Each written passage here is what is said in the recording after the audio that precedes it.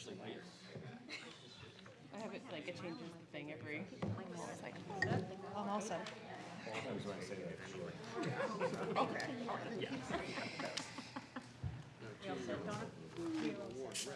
Okay. I'm going to call the regular meeting of the Board of Aldermen to order on Tuesday, August 11th, 2026 at 7:30 p.m. in the Aldermanic Chamber, which has been duly noticed in 2 places, including the city's website, in accordance with the requirements of RSA 91A. Tonight, the prayer will be offered by City Clerk Dan Healy, and Alderman at Large Amber Morgan will lead us in the pledge to the flag. Almighty God, we have the high honor and the serious duty to manage the affairs of our beloved city. Fill us, O God, with a spirit of unity and understanding, which enables us to face our multiple problems with a serene mind, with justice and charity for all, so that any and all decisions made by us will always be for the betterment and greater happiness of all our fellow citizens. So help us God. Amen. I pledge allegiance to the flag of the United States of America and to the republic for which it stands, one nation under God, indivisible, with liberty and justice for all. While we're standing, I'd like to take a moment to recognize that Alderman Johnson lost her husband this week, and would like to take a moment of silence in recognition of that. Thank you.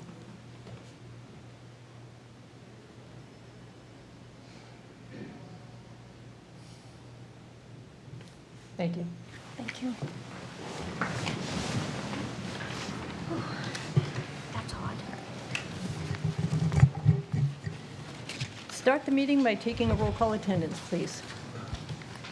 Alderman Clemens. Here. Alderman Clee. Here. Alderman Ravan. Here? Alderwoman Smith. Here. Alderman Tebow. Here. Alderman O'Brien. Present. Alderman Gregg. Alderman Dowd. Present. Alderman Sullivan. Here. Alderman Senate. Here.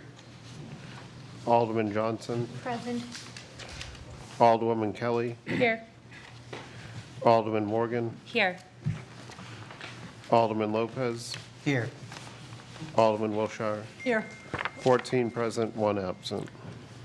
Thank you. Also joining us this evening is Mayor Jim Donchis and Corporation Counsel Steve Bolton. Mayor, did you wish to address the board this evening?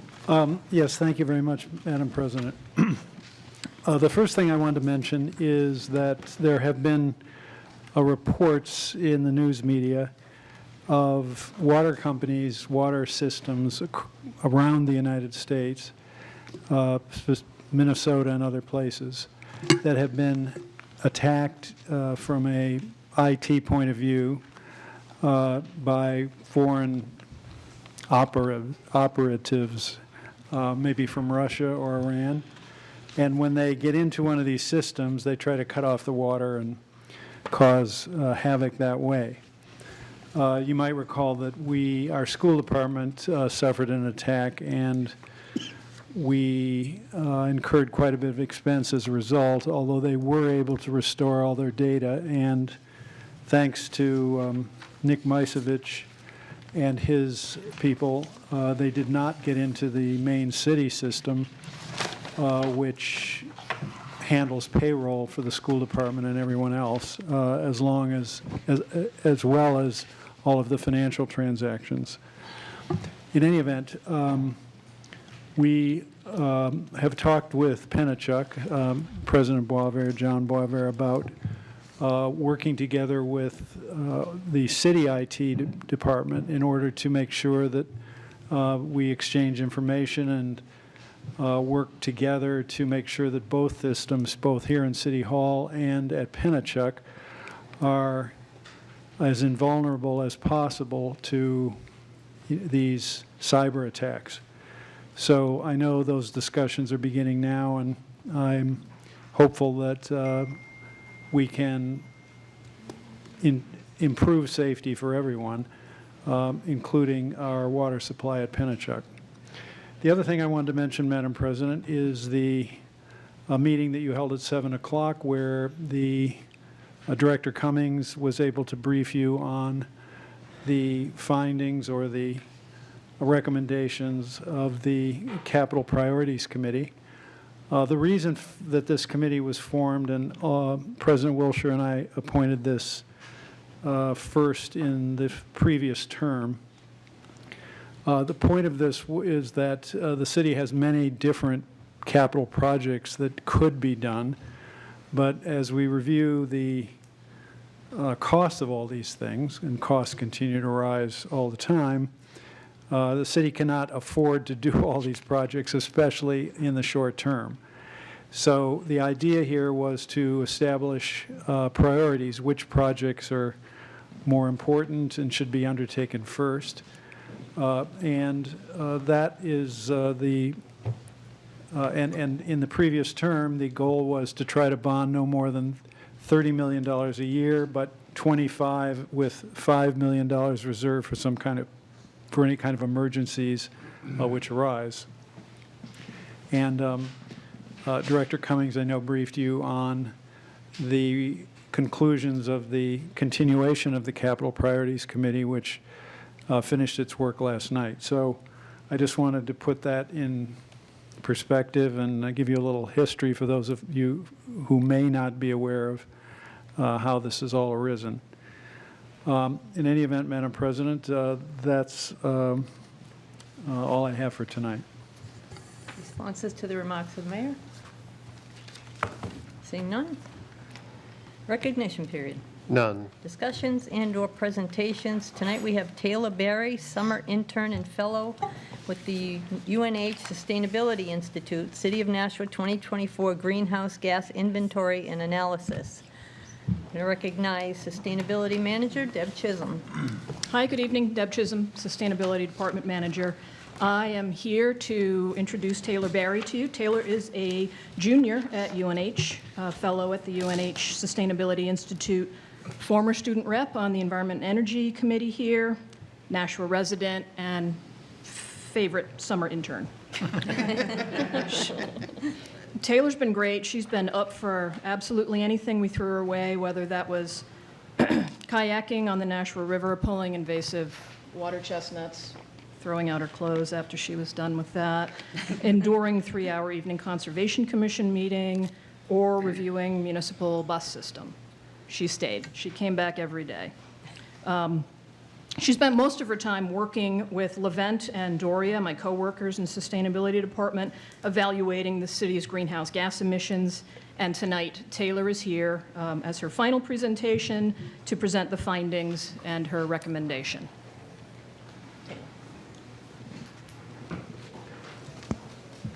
Hi. Oops. Thank you. Hi, everyone. As Deb mentioned, my name's Taylor. I am studying community and environmental planning and sustainability at UNH, and I live in Ward 2. So I'm excited to be here and talk about the City of Nashua's Sustainability Department and its greenhouse gas inventory the past few years. So, greenhouse gas accounting is a way of quantifying the emissions within a municipality. Specifically, I looked at the local government operations for Nashua. So those are government-owned and operating entities. So, for example, I looked at vehicle fleet, buildings and facilities, solid waste, wastewater, things like that. And then I put that information into a platform called ICLEI, and that generated emissions data that I'm going to present to you all tonight. The City of Nashua conducted a greenhouse gas inventory in 2016, and it's conducted one every year since 2022. And I was looking at the 2024 data. So this is just a little bit more of an overview about the tracks and boundaries I followed and the process that I used for calculating the information. The reason why I was looking at this data in ICLEI was to see the city's progress in fulfilling its emission reduction goals. In 2018, the Energy and Environment Committee developed 3 goals two were 25% reduction targets for municipal buildings and the vehicle fleet by 2025, and one was a 100% renewable energy by 2050 goal. So looking at the inventory for 2024, you can see that the city created 38,469 megatons of carbon dioxide equivalent. That megatons of carbon dioxide equivalent is the metric used to kind of standardize the amount of carbon dioxide and other greenhouse gas emissions that the city produces based on their global warming potential.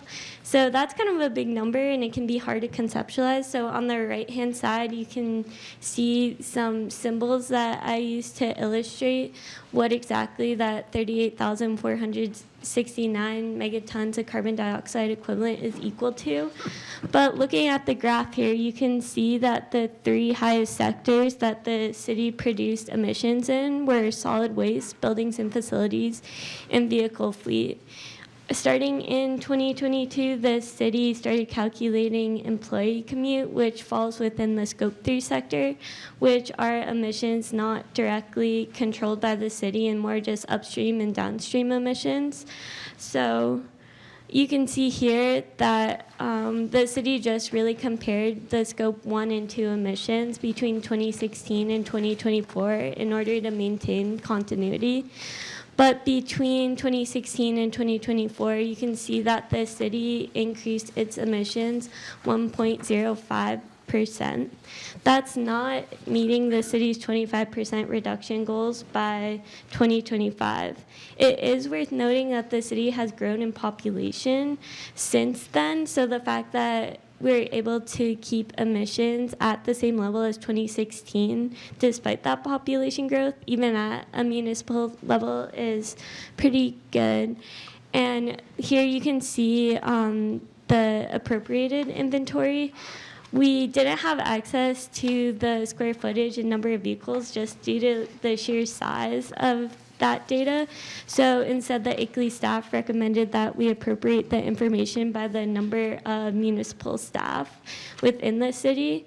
So here you can see 2016 is in the red, and then 2024 is in the yellow. But there is a 1.15% increase in Scope 1 and 2 emissions from 2016 to 2024 for the city. So the city has not met its 25% reduction sustainability goals by 2025, and that's as of 2024. So we still do need to conduct that analysis for the year of 2025 before we can fully declare that those goals have not been met. But that doesn't mean that the city can't achieve its 25% reduction goals in the future, and that definitely doesn't mean that it can't meet its 100% renewable energy goals by 2050. So highlighting a few things that the city is doing well right now in terms of emissions reductions. At the Four Hills landfill, there's a landfill gas to energy plant that converts landfill gas to electricity that goes towards the grid and towards powering the landfill. Within the public buildings and facilities sector, there's 6 buildings that are equipped with solar arrays. There's 2 hydroelectric dams. Each of those produce clean energy that are either sold through RECs or go back to the grid and prevent energy from being combusted and being converted to greenhouse gas emissions. And in 2023, there is a resolution that was passed that required that all city-operated buildings must have at least 1 charging station by 2030. Also in 2023, there is a resolution that was passed that requires the BOA to evaluate vehicles for electric vehicle replacements or hybrids during the SURF process. So I'm sure you guys have seen that, but hopefully those positive benefits of that will compound as the years go on. In terms of recommendations, the solid waste sector was the highest emitter. So a great way to reduce emissions going forth would be to target that sector. Specifically, food waste accounts for 58% of emissions within a landfill. So developing food waste diversion programs, either through legislation or composting or any other public-private partnership could be beneficial going forward. I definitely dive deeper into these recommendations in my greenhouse gas report, but for the sake of time, I'm just providing the overview. So if you guys want to read that later, definitely contact Doria or Levette or Deb to read that. But in buildings and facilities, in schools, those were the highest emitters, more than municipal buildings. Specifically, natural gas was the highest consumed source of energy within schools. So the city is doing a pretty good job of electrifying right now. I talked to the plant operations manager who said that in the new middle school, the Brian S. McCarthy Middle School, they're implementing a plug load control system, which is kind of like a power strip that turns off devices once the battery is full or at a certain time, and that reduces standby energy consumption. So hopefully that will be spread throughout other schools. Also, the schools can look into heat pump systems, which replace boilers that consume natural gas with more energy efficient electric systems. And oftentimes when you think of heat pumps, you think of the single zone ones that go on your wall, but there's also variable refrigerant flow ones that power whole wings. So that can be looked into for the schools to be a source of efficient HVAC. In community and public buildings, a municipal green revolving fund, which is kind of like a TIF, but for energy efficiency projects, could be explored for funding. And for employee commute, the city could look into a rideshare program through a public-private partnership. In Michigan, they have Enterprise Rideshare, which could be explored as an option here, but it provides commuter groups with the opportunities to commute from similar areas, and that could be cool because in Nashua, 76% of people commute into the city and mainly targeted in the same areas from like Lowell and Manchester, so it could be beneficial to save some parking spots and emissions and maintenance fees on vehicles by implementing a rideshare program. Lastly, in 2025, Levent is going to start doing a community-wide inventory, so expanding beyond just the local government operations, municipal buildings and facilities, and looking at the residential and private sectors as well. And finally, my report went into a suggestion where I think the city can really focus on next, and that's conducting a tree inventory and developing projects to enhance tree cover across the city, and that can help reduce the urban heat island effect and provide shade and promote public safety. A lot of these recommendations are kind of touched upon in the Livable Nashua Plan and the Imagine Nashua Plan, but I'm hoping that they can add more details to the plan or enhance the timeline going forward. So that's all from me. I'm definitely open to questions. Well, thank you very much for your presentation. That's excellent. Questions from the board? Alderman Clee. Thank you. I want to thank you for all the work that you've done. I think there's a lot of people on the board that also feel a lot like what you have done. I know that we do have some community curbside compost, and I will point to my colleague on my right here whose family does do that with a private organization. So I know when you did your study, did you look into what's already out there and so on, and did you find that there were a number of people doing that?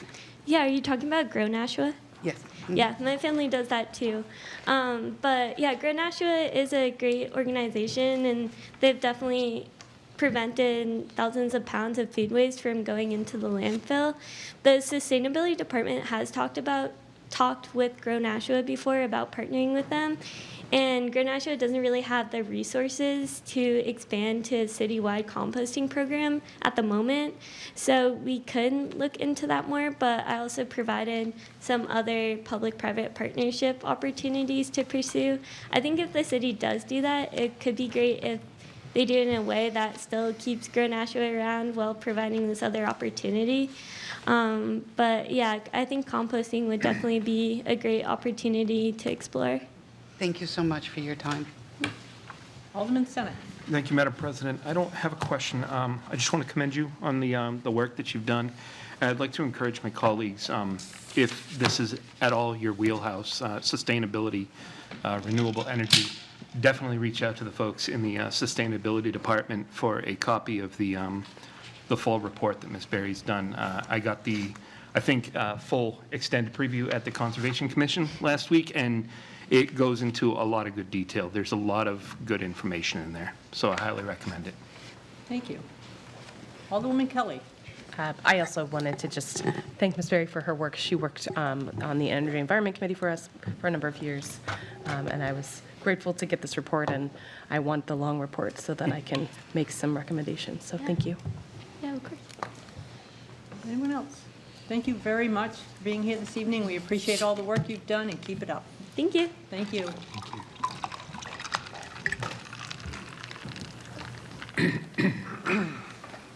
Reading minutes of previous meetings. None. Communications requiring only procedural actions and written reports from liaisons.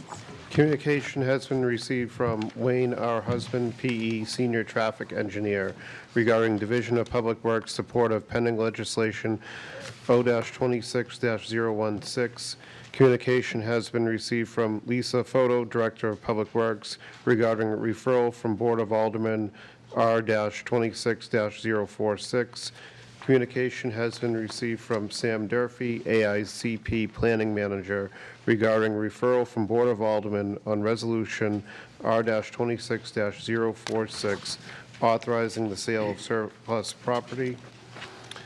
Communication has been received from Sam Durfee, AICP Planning Manager, regarding referral from the Board of Aldermen on Ordinance O-26-019, incorporating the Environmental Health Department subdivision review fee with the other subdivision plan review fees. There being no objection, I'll accept the communications and place them on file. Communication has been received from Len Fournier, Superintendent of Woodlawn and Pinewood Cemeteries, regarding joint convention to nominate 2 new trustees for Woodlawn Pinewood Cemeteries, Jamie Viveros and Gary Rapucci. Rapucci. Thank you. There being no objection, I will accept the communication, place it on file, and schedule a joint convention with the trustees for Woodlawn and Pinewood Cemeteries for Thursday, September 10th, 2026 at 7:30 p.m. in the Aldermanic Chamber. Communication has been received from John J. Bozevert, Chief Executive Officer of Pennachuck Corporation, regarding quarterly report of the sole shareholder for the quarter ended March 31st, 2026. There being no objection, I'll accept the communication and refer it to the Pennachuck Water Special Committee. Communication has been received from Doria Brown, Energy Manager, regarding Nashua Community Power Electric Fall 2026 supply rates. Communication has been received from Dorothy Clark, Deputy Corporation Counsel, regarding expanded explanation of statement and analysis of O-26-002, allowing electronic public comment for people with walking disabilities regarding existing ADA process. Communication has been received from Jill Stansfield, Parking Manager, regarding clarification of overnight parking exception example referenced during July 22nd, 2026 Infrastructure Committee discussion. And communication has been received from Board of Police Commissioners regarding recent Board of Aldermen meeting on July 14th, 2026 on the topic of homelessness. There being no objection, I'll accept the communications and place them on file. Communication has been received from Office of Corporation Counsel regarding R-26-054, authorizing Pennachuck Corporation to renew and extend its line of credit with TD Bank, N.A. There being no objection, I'll accept the communication and refer it to the Pennachuck Water Special Committee. Communication has been received from Don K. Enright, Chief Financial Officer, and Emily Marticello, Emergency Management Director, regarding R-26-048 supplemental appropriation of $672,299.87 to cover reimbursed COVID expenses. In Communication has been received from Sam Durfee, AICP Planning Manager, regarding referral from the Board of Aldermen on Resolution R-26-051 relative to auctioning tax-deeded property. And communication has been received from Lindsay Rinaldi, Chair, Nashua Arts Commission, regarding Nashua Arts Commission appointment. There being no objection, I'll accept the communications and place them on file. Without objection, I'll suspend the rules to allow for a communication that was received after the agenda was prepared. Communication has been received from Matthew Sullivan, Community Development Director, and Lynn Tripp, Senior Finance Manager, regarding R-26-048, 40,000 request for assigned fund balance, lead program activity, CDBG expenses. There being no objection, I'll accept the communication and place it on file. Period for public comment relative to items expected to be acted upon this evening. We have 9 people who have signed up. The first is going to be Miss Lee.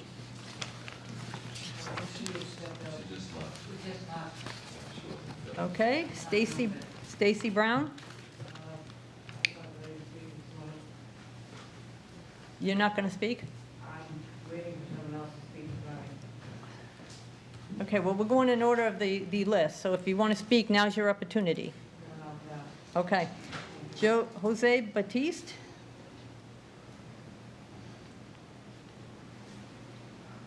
Not here? Okay. Bob Keating?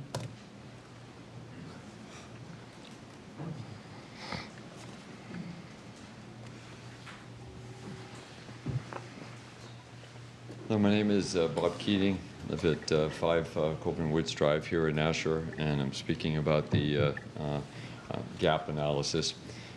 First thing I want to say is about the larger context. A U.S. District Judge just ruled that the HUDs violated the Administrative Rules Procedures Act in regards to the money we receive from the federal government for housing, permanent housing. So it means there was a delay. There was an application that was due the end of this month. And it means, at least for a period of time, that we'll not have to worry about what the impact will be, because the new HUD rulings could have significantly cut the amount of people in our community that were housed, to stay housed in that. So that's good news.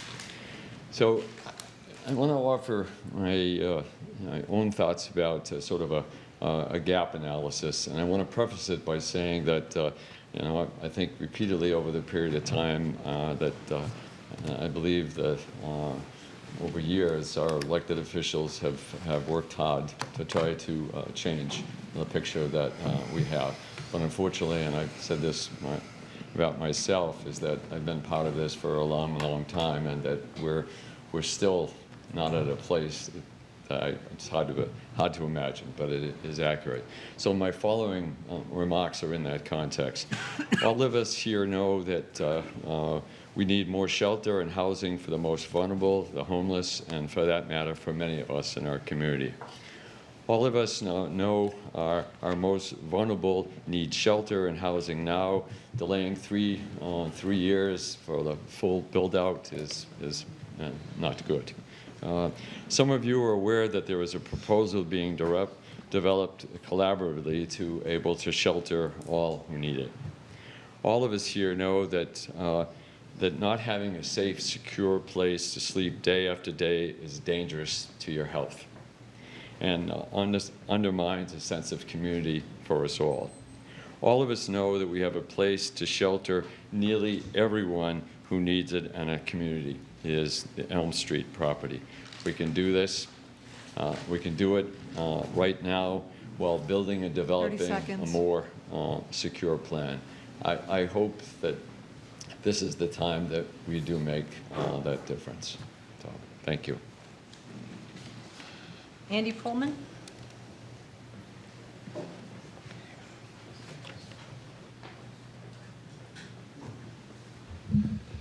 Madam President, Mayor, members of the board, good evening. My name is Andy Perlman, attorney with Prunier & Perlman here in Nashua, and tonight I'm here on behalf of Silver Lining Development. Limited Liability Corporation to speak to the petition that is before you to to authorize the building department to issue building permits for 2 lots at the very end of Linton Street. Linton Street was dedicated to the city in 1924. The very end of Linton Street was never built out, and that dedication lapsed under state law. My client purchased the property on East Glenwood and Linton. We went through the planning board subdivision process. We got our subdivision approved. One of the conditions of that subdivision approval was that we had to come before this board to authorize the issuance of building permits as required by state law, state planning law. And so we are here before you tonight for that purpose. I'm happy to answer any questions now or when the matter comes up on your agenda tonight. And I thank you very much for your time. Thank you. Thank you. Eve Arnold?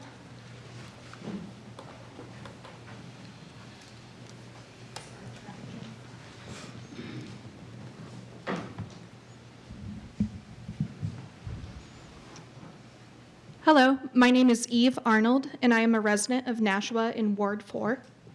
I am returning here tonight for the second time to address you as a concerned citizen of Nashua regarding the camping ban policy. I was disheartened by the responses from the board at the conclusion of the previous meeting. It seems that there was a general sentiment from the aldermen along the lines of, well, why don't you, the citizens, bring us, the board, a solution? I have a few thoughts on this. First, the primary ask that the citizens have brought to the board is indeed a solution. It was a request to repeal the ban, which was mentioned by most all speakers. This is a simple maneuver to undo harm while we work on longer-term actions. Yet I do not see any movement on that proposed solution. Secondly, as I mentioned previously, the Board of Aldermen represents all of the constituents of Nashua, which includes our unhoused population. Work to improve the lives of your constituents is quite literally your job. I am a microelectronics engineer by trade. I don't want an alderman doing my job, and I'd assume that you don't want me to try to do yours. We have chosen different specialties of work based on our unique strengths and talents.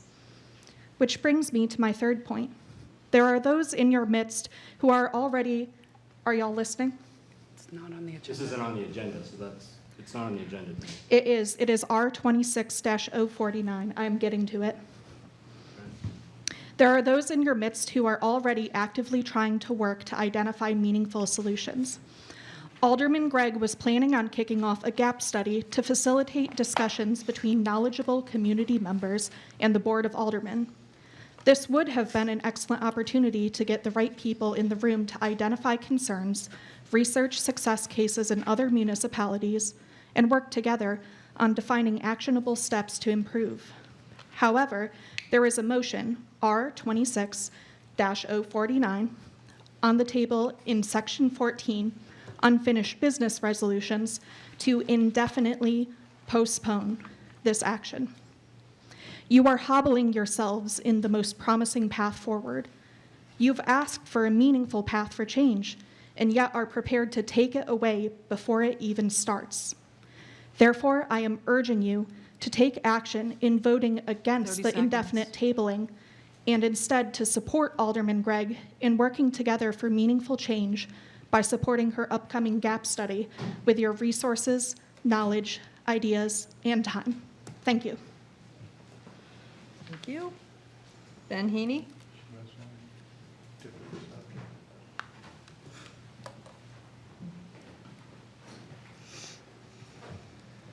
Good evening.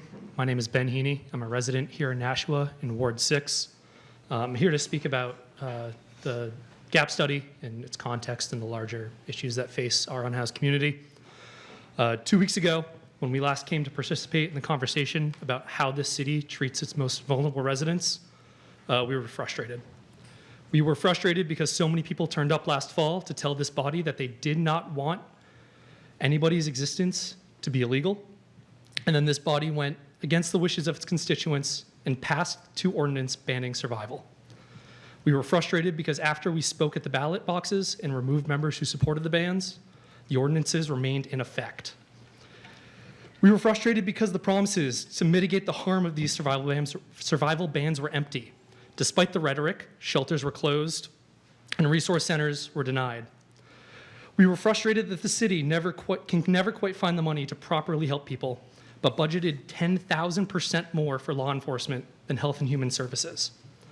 This week, you will take a gap, if you allow me to be cynical, you will table a gap analysis. We are still really effing frustrated, and I hope you understand why. I would like to sincerely thank the members of this board who have taken the time to start a dialogue. All of you who have stopped to speak with me and my comrades after the meeting or met outside of these meetings, we want to work with you to end this cruelty. Monologuing up here is frustrating. I understand that some of you have concerns about repealing the survival bans or hold some misconceptions surrounding them or what the unhoused community needs that would be turned up in a gap analysis. First, you'll find very few people who want to see another encampment the size of Pine Street. Last fall, there were legitimate safety concerns, and it was uncomfortable for residents and neighbors. Repealing the survival bans will not result in another large encampment so long as the city does not create one. Do not repeat the mistakes of last summer and force people into one spot. People are already dispersed camping. We are simply asking that they be able to sit or lie down without persecution. Second, there is a generous warning period for coordinated enforcement against encampments, but there is not one for day-to-day action, and people are immediately subject to enforcement. And lastly, for those of you that believe that the survival bans are helping people, they are not. At best, people are pushed around from camping spot to camping spot like human leaves. Using a badge and a gun to force people into shelters where they do not feel safe is not help. It is incarceration by another name. People will continue to get more frustrated the longer this goes on. Please carry out the gap analysis. Please figure out how to work with the community, and please get these bans off the books. Thank you. Laurie Ortolano?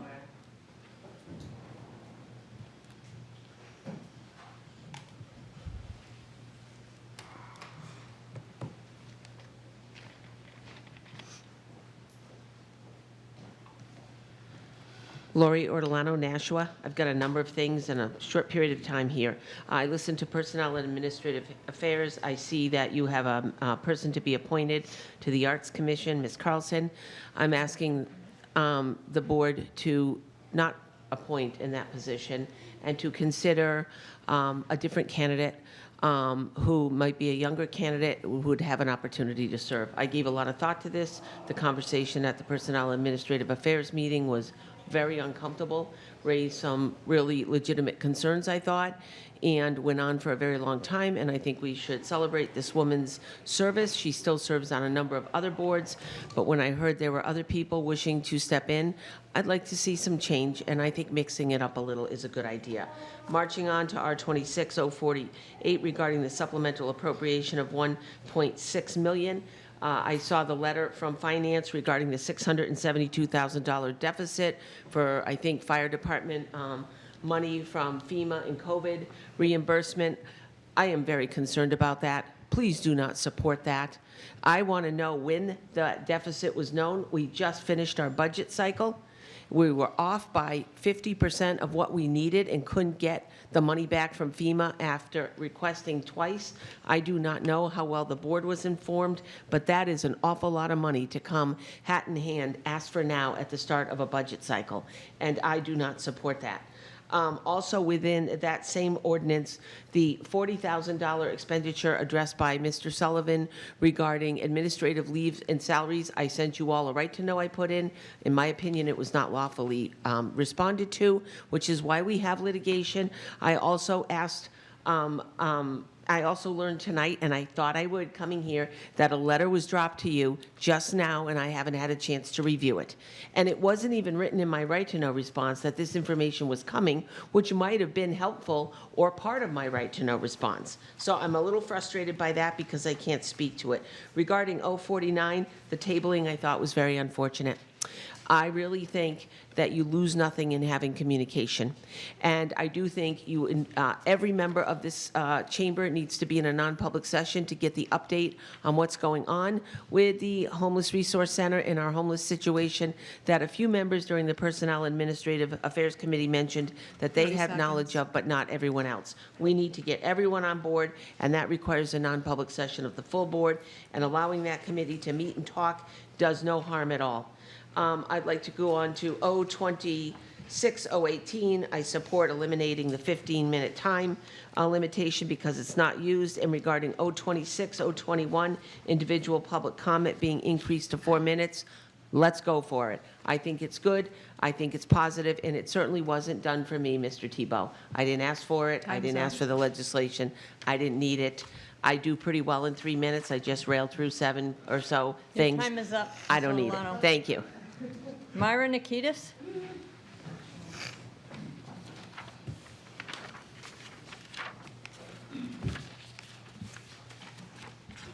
Sorry, I'm a little short. Thank you. Yes, that's perfect. Thank you. Good evening, members of the board, Mayor Donchis, Board Council, Madam President.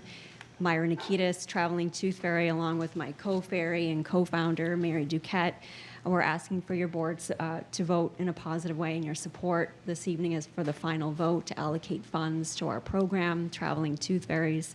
I could sit here, I wrote a little speech, but looking at the clock, and I'm counting down the seconds here, I think a picture, says 1,000 words. So I think the flyer that you have before you pretty much sums it up. We're going on our 4th year. We've served about 3,500 kids in our dental program. We started this program because of data that was released about 4 years ago that Nashua had the highest prevalence of untreated dental caries. That was a stab to our hearts, and wanted to really make a difference in the community. So the funds will be allocated, hopefully, and with your support, to our program. We rely solely on grants and the generosity of the community to keep our program going. So Mary and I are up late at night writing grants, always trying to think of ways to continue our program. Sustainability weighs very heavily on us, and we're hoping that all of you will support our program and continue to do so. This is pretty passionate work that we do. And it's not just cleanings, it's not just preventative services. We do cavity treatments. We treat cavities in the school. No shots, no drilling. The anxiety is a lot less coming to see us than I think going to a dental provider. We kind of alleviate some of that fear for a lot of these kids. And some of these kids whose parents don't have the financial means to bring them to a dentist, to continue care. If there's a situation where there's a kid that has an infected tooth that's beyond our scope to treat, we will pay for that child to get care, and we coordinate care with the local dentist. We've probably spent thousands of dollars for kids who needed additional care. Our program services kids through pre-K all the way to 12th grade. Medicaid, no insurance, private insurance, it doesn't matter. We're here to help break some of those barriers for kids to access dental care. So thank you all very much. We hope for your support tonight. Thank you. Thank you. That concludes public comment. Communications requiring final approval. Communication has been received from Mayor Donchis regarding $1 million contract award auditing services. Alderman Sullivan. I'd like to make a motion to accept, place on file, and approve a 2-year contract with CBIZ CPAs PC to cover the city's general purpose financial statements, federal single audit, and schedules for the fiscal years 2026 and 2027 in the amount not to exceed $340,000, $149,000 for fiscal year 26, $155,000 for fiscal year 27, $36,000 for single audits at $6,000 each. Funding will be through Department 126 Financial Services Fund, General Fund 53 Professional and Technical Services. You've heard the motion. Is there discussion? Alderman Johnson. Thank you. I'd like to know if on this audit, are they using the books or are they actually doing it themselves? So are they going to audit where they're going to have a statement that they didn't actually go through the books? or they're going to use their own, the clients, like the city's information, or are they going to actually go line by line? I used to work in an accounting firm, so I remember the statement. So I want to know how detailed this report is going to be against the city audit, with the audit. Anybody can answer me, I guess? Mayor? You know, you can look at last year's report, and it would be similar, and you will see, you know, it's, I don't know, way more than 100 pages. It's a very thorough audit, and when the audit is complete, the auditors come to the Finance Committee and present it, and any member of the board, of course, you, Alderwoman Johnson, would be able to come to the meeting and ask any questions that you wish at that time. Yes. So it's going to be a detailed, a very detailed, in-depth report. Correct. Okay, thank you. Further discussion? Seeing none, all those in favor say aye. Aye. Opposed? That motion carries. Communication has been received from David Campbell, property owner, regarding requests to restore 2 lots that were involuntarily merged, Lot 89-21. Alderman Clemmons. Thank you. Madam President, I move to approve property owner David Campbell's request for the unmerging of 2 lots, parcel 89-21, that were involuntarily merged by the city. Discussion on that motion? Seeing none, all those in favor say aye. Aye. Opposed? That motion carries. Communication has been received from Lindsay Rinaldi, Chair, Nashua Arts Commission, regarding approval of $2,500 in support of Arts City Nashua project. Alderman Morgan. Thank you, Madam Chair. I'd like to make a motion to approve a request from the Nashua Arts Commission and approve $2,500 to support the Arts City project run by Nashua artist Quest 9, Corey Thomas. You've heard the motion. Discussion on that motion. Seeing none, all those in favor say aye. Aye. Opposed? That motion carries. Petitions. Petition for issuance of building permits, Silver Lining Development LLC, map 129, lots 187 and 259. Alderman O'Brien. Thank you, Madam President. I would like to motion to approve the petition for issuance of building permits to Silver Lining Development LLC, map 129, lots 187 and 259.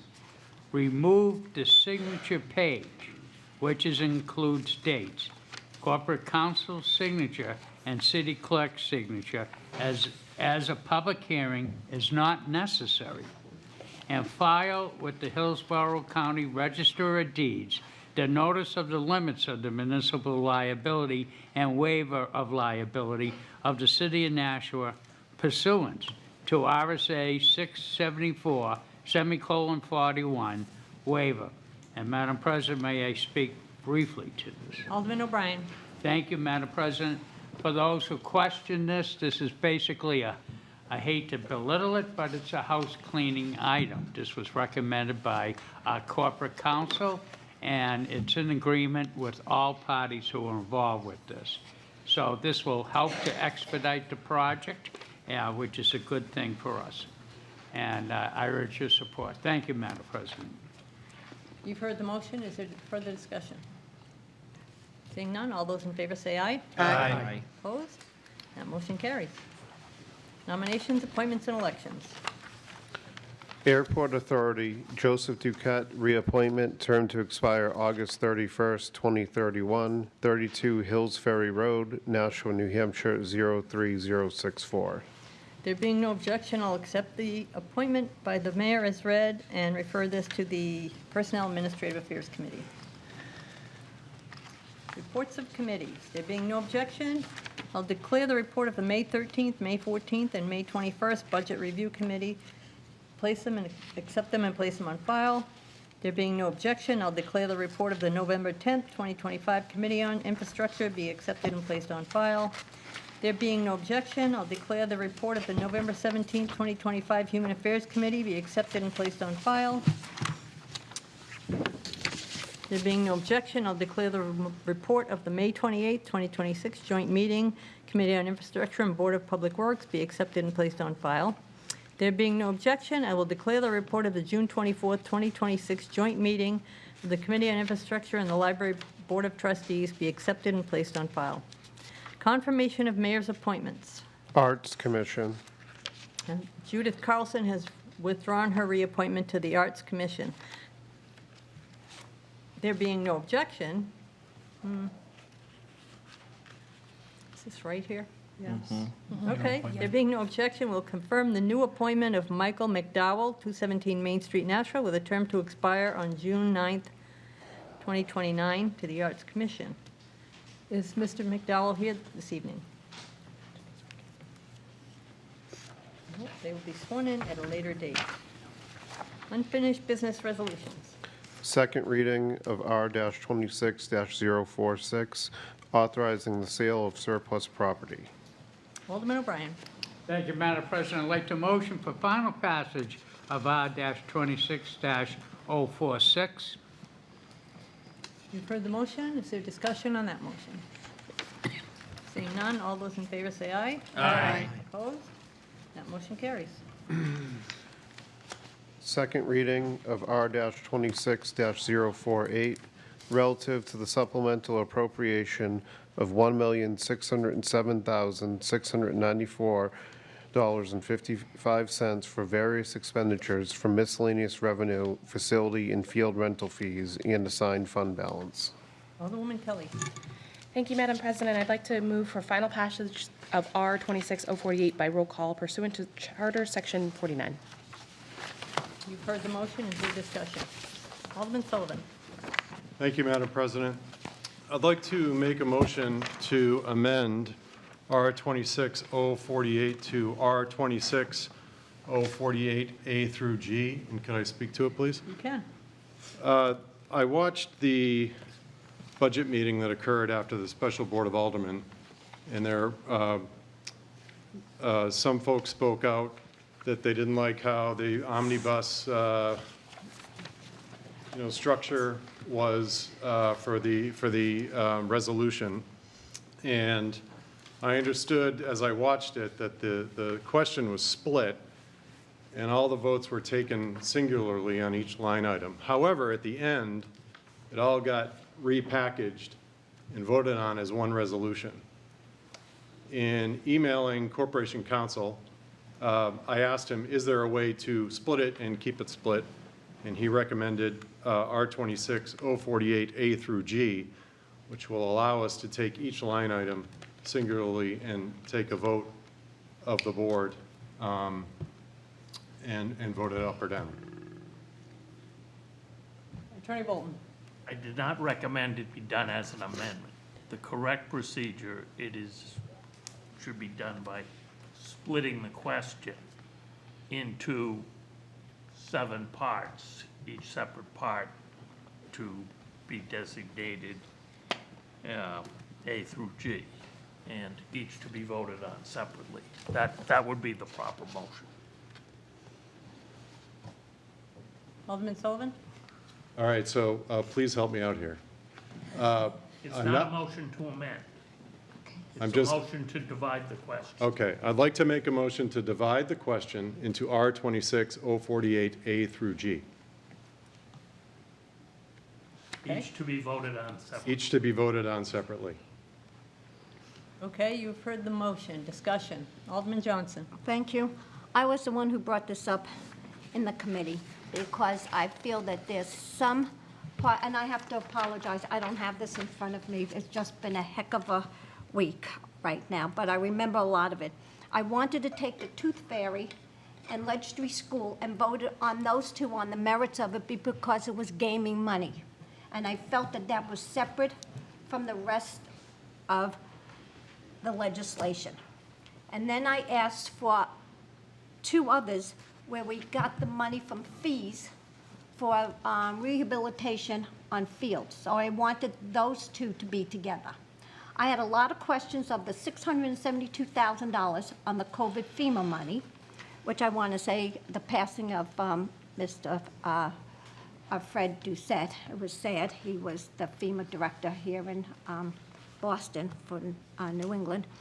And I also I have a lot of concerns regarding the CBDG money with the lead program. I wrote all my questions down here.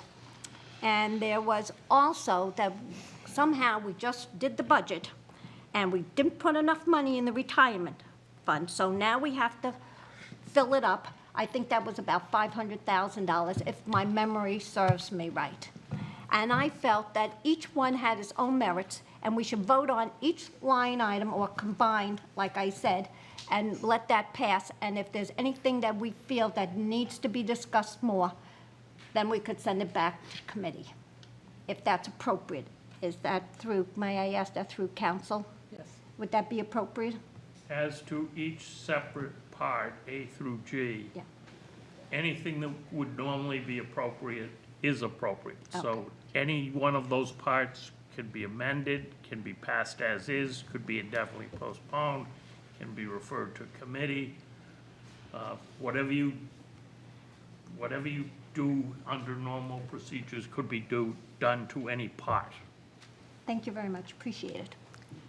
I'm not sure I have a copy of that in front of me. Do you have others that we might be able to pass? Could we get copies of this? Could you? I think that would be helpful when we vote. Alderman Lopez. Just to the Corporation Council, if this is substantially changed, will we have to do a public hearing before we can do any individual part of it, or not at all? If there are amendments that substantially change any part of it, at least that part has to be referred for a public hearing. Okay. Alderwoman Kelly. I appreciate the wanting to look at these line items individually. I do think that we've talked about these at least 3 times with public hearing, as well as in the committee. And I feel for the organizations who have come out multiple times to state their case. I don't see where else we find the FEMA money. They didn't give it to us. We have to make that up, and I would prefer to just pass as is, so I'm not going to support the split. Alderwoman Johnson. Thank you. And that's fine, but there's still a lot of questions. The FEMA money didn't come, and we have to make this up.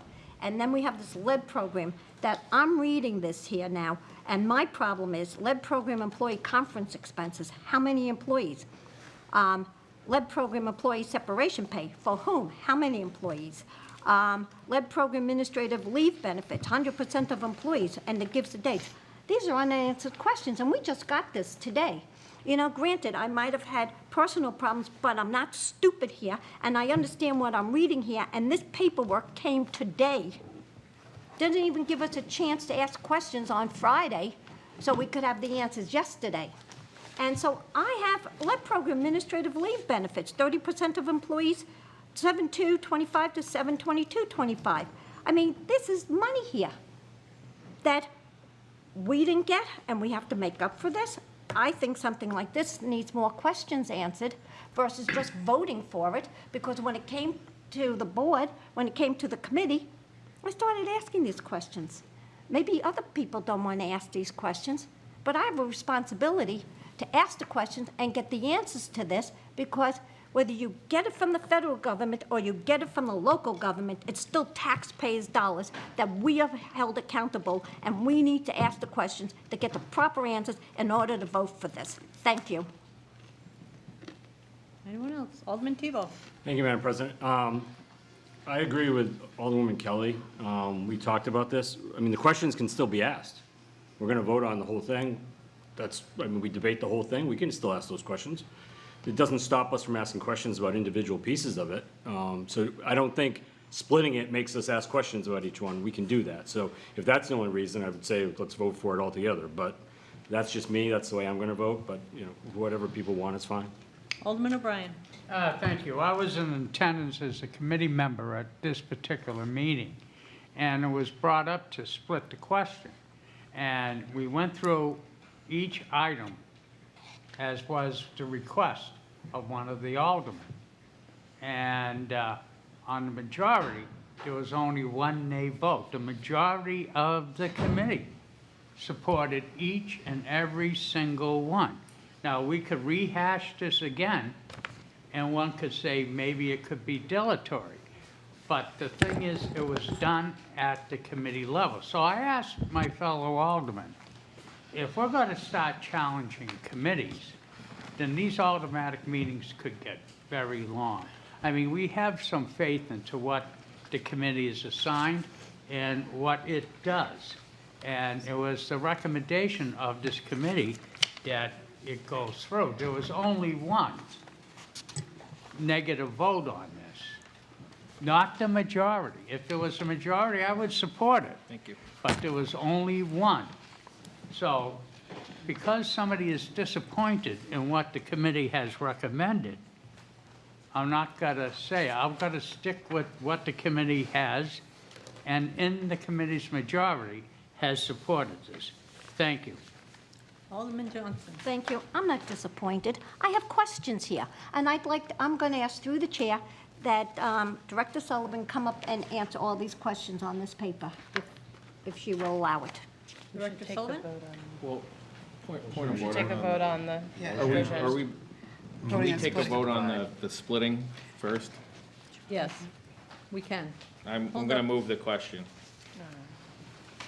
Motion is to Roll move the call. question. All those in favor? Roll She asked call. for roll call. Oh, roll call. Okay. Are we voting on moving the question or Correct, moving? yes. Moving the question. To divide, correct? No, we're voting on moving the Move question. the question. Just to move the question. Alderman Clemmons. Yes. Alderman Clee. Yes. Alderman Ravan. Yes. Alderwoman Smith. Yes. Alderman Tebow. Yes. Alderman O'Brien. Yes. Alderman Dowd. Yes. Alderman Sullivan. Yes. Alderman Senate. Yes. Alderman Johnson. No. Alderwoman Kelly. Yes. Alderman Morgan. Yes. Alderman Lopez. No. Alderman Wilshire. Yes, 12 yeas, 2 nays. that motion carries. So the motion before us is to split the question, correct? Mr. Clerk? Motion is to split the question. Yes. Roll call. Let's take a roll call. Will the clerk please call the roll? Alderman Clemmons. Yes. Alderman Clee. Yes. Alderman Ravan. Yes. Alderwoman Smith. Yes. Alderman Tebow. No. Alderman O'Brien. No. Alderman Dowd. No. Alderman Sullivan. Yes. Alderman Senate. Yes. Alderman Johnson. Yes. Alderwoman Kelly. No. Alderman Morgan. Yes. Alderman Lopez. No. Alderman Wilshire. Yes, 9 yeas, 5 nays. motion carries.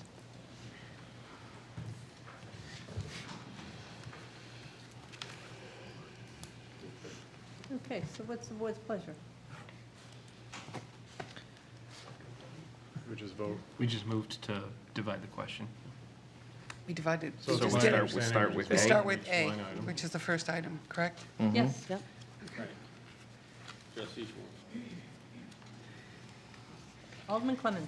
I move to recommend, or no, I move to pass line item A for $247,386.18, which is the Ledge Street Playground equipment.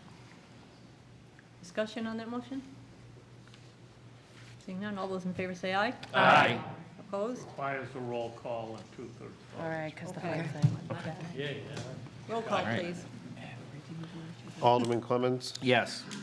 Alderman Clee. Yes. Alderman Ravan. Yes.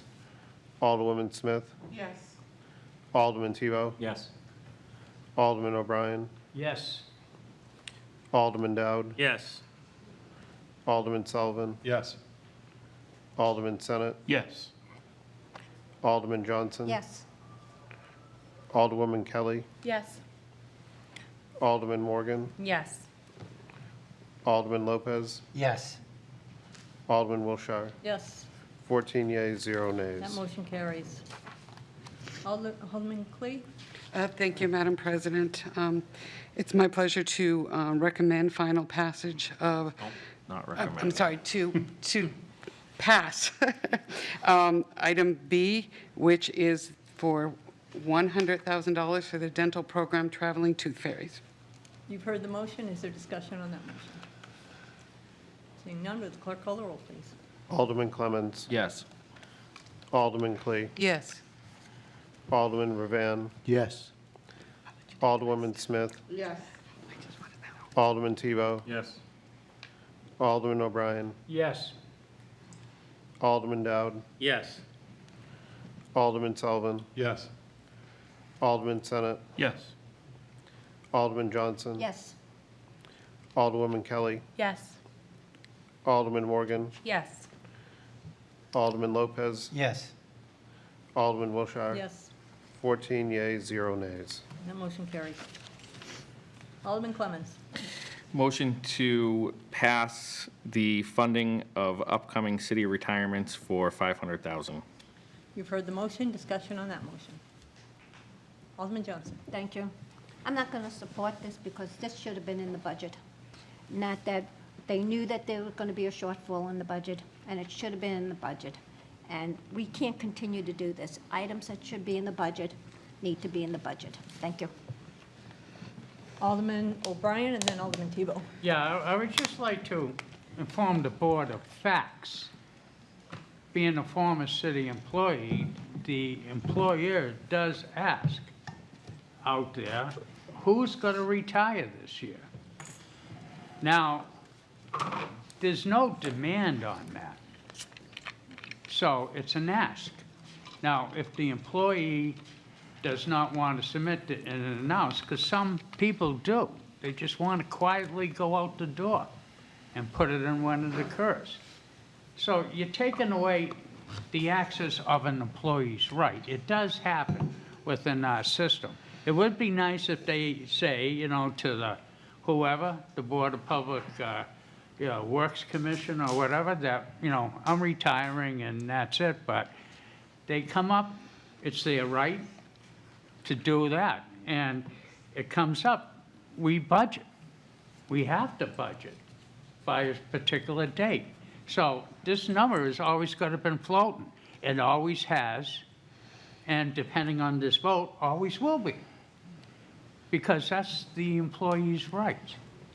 So there's no real question to it. It's what's been going on for an extremely long time here.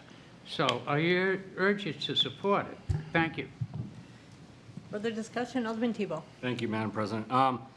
Through you to Director Cummings, if you would come back up here, please. So my question would be, did we know when we were budgeting? That's the first question. And the second part of it, obviously, if we did know, why it wasn't in the budget. But I guess, I just want to make sure, I mean, Alderman Johnson is making the assumption we could have put it in the budget. I want to know if that's true, not true. Could we have done that? Could we not have? If I may, Madam Chair. Director Cummings. Yes, Tim Cummings, Director of Administrative Services. So the answer is not mutually exclusive. It could be both. So first and foremost, no, we do not know what the retirements are going to be, as Alderman O'Brien has alluded to. There's no obligation for us to know, but what we do have is we have an obligation to pay out the liability when someone retires based on the contractual obligation that we have. It was in the budget for approximately, off the top of my head, $250,000. What we do know is any one retirement could be, depending on the contract, depending on the years of service, it's not unusual for us to see $50,000 to $100,000 or more in terms of payouts. And so that could be just a handful of employees. What I want to hearken back to, though, and I think is really a critical element, is what we are doing is trying to be conscious of keeping the tax rate down as much as possible. So we already raised and appropriated $250,000. We know we didn't know that it wasn't enough, but what we're trying to do is good financial planning. So we're using some of our assigned fund balance for a one-time allocation into our trust fund for retirements for $500,000. Now, what we can do, and I alluded to this last night, is we can grow that number over time so it doesn't shock the tax rate. It doesn't. We can mitigate this by layering it in over time, and this is a strategy that we're adopting. So if it's the pleasure of the body, we will have the base of $250,000 next year. We can look to incrementally increase it to an appropriate dollar amount. Maybe it's another $200,000, maybe it's a full $500,000, and then we would reduce this in the following years.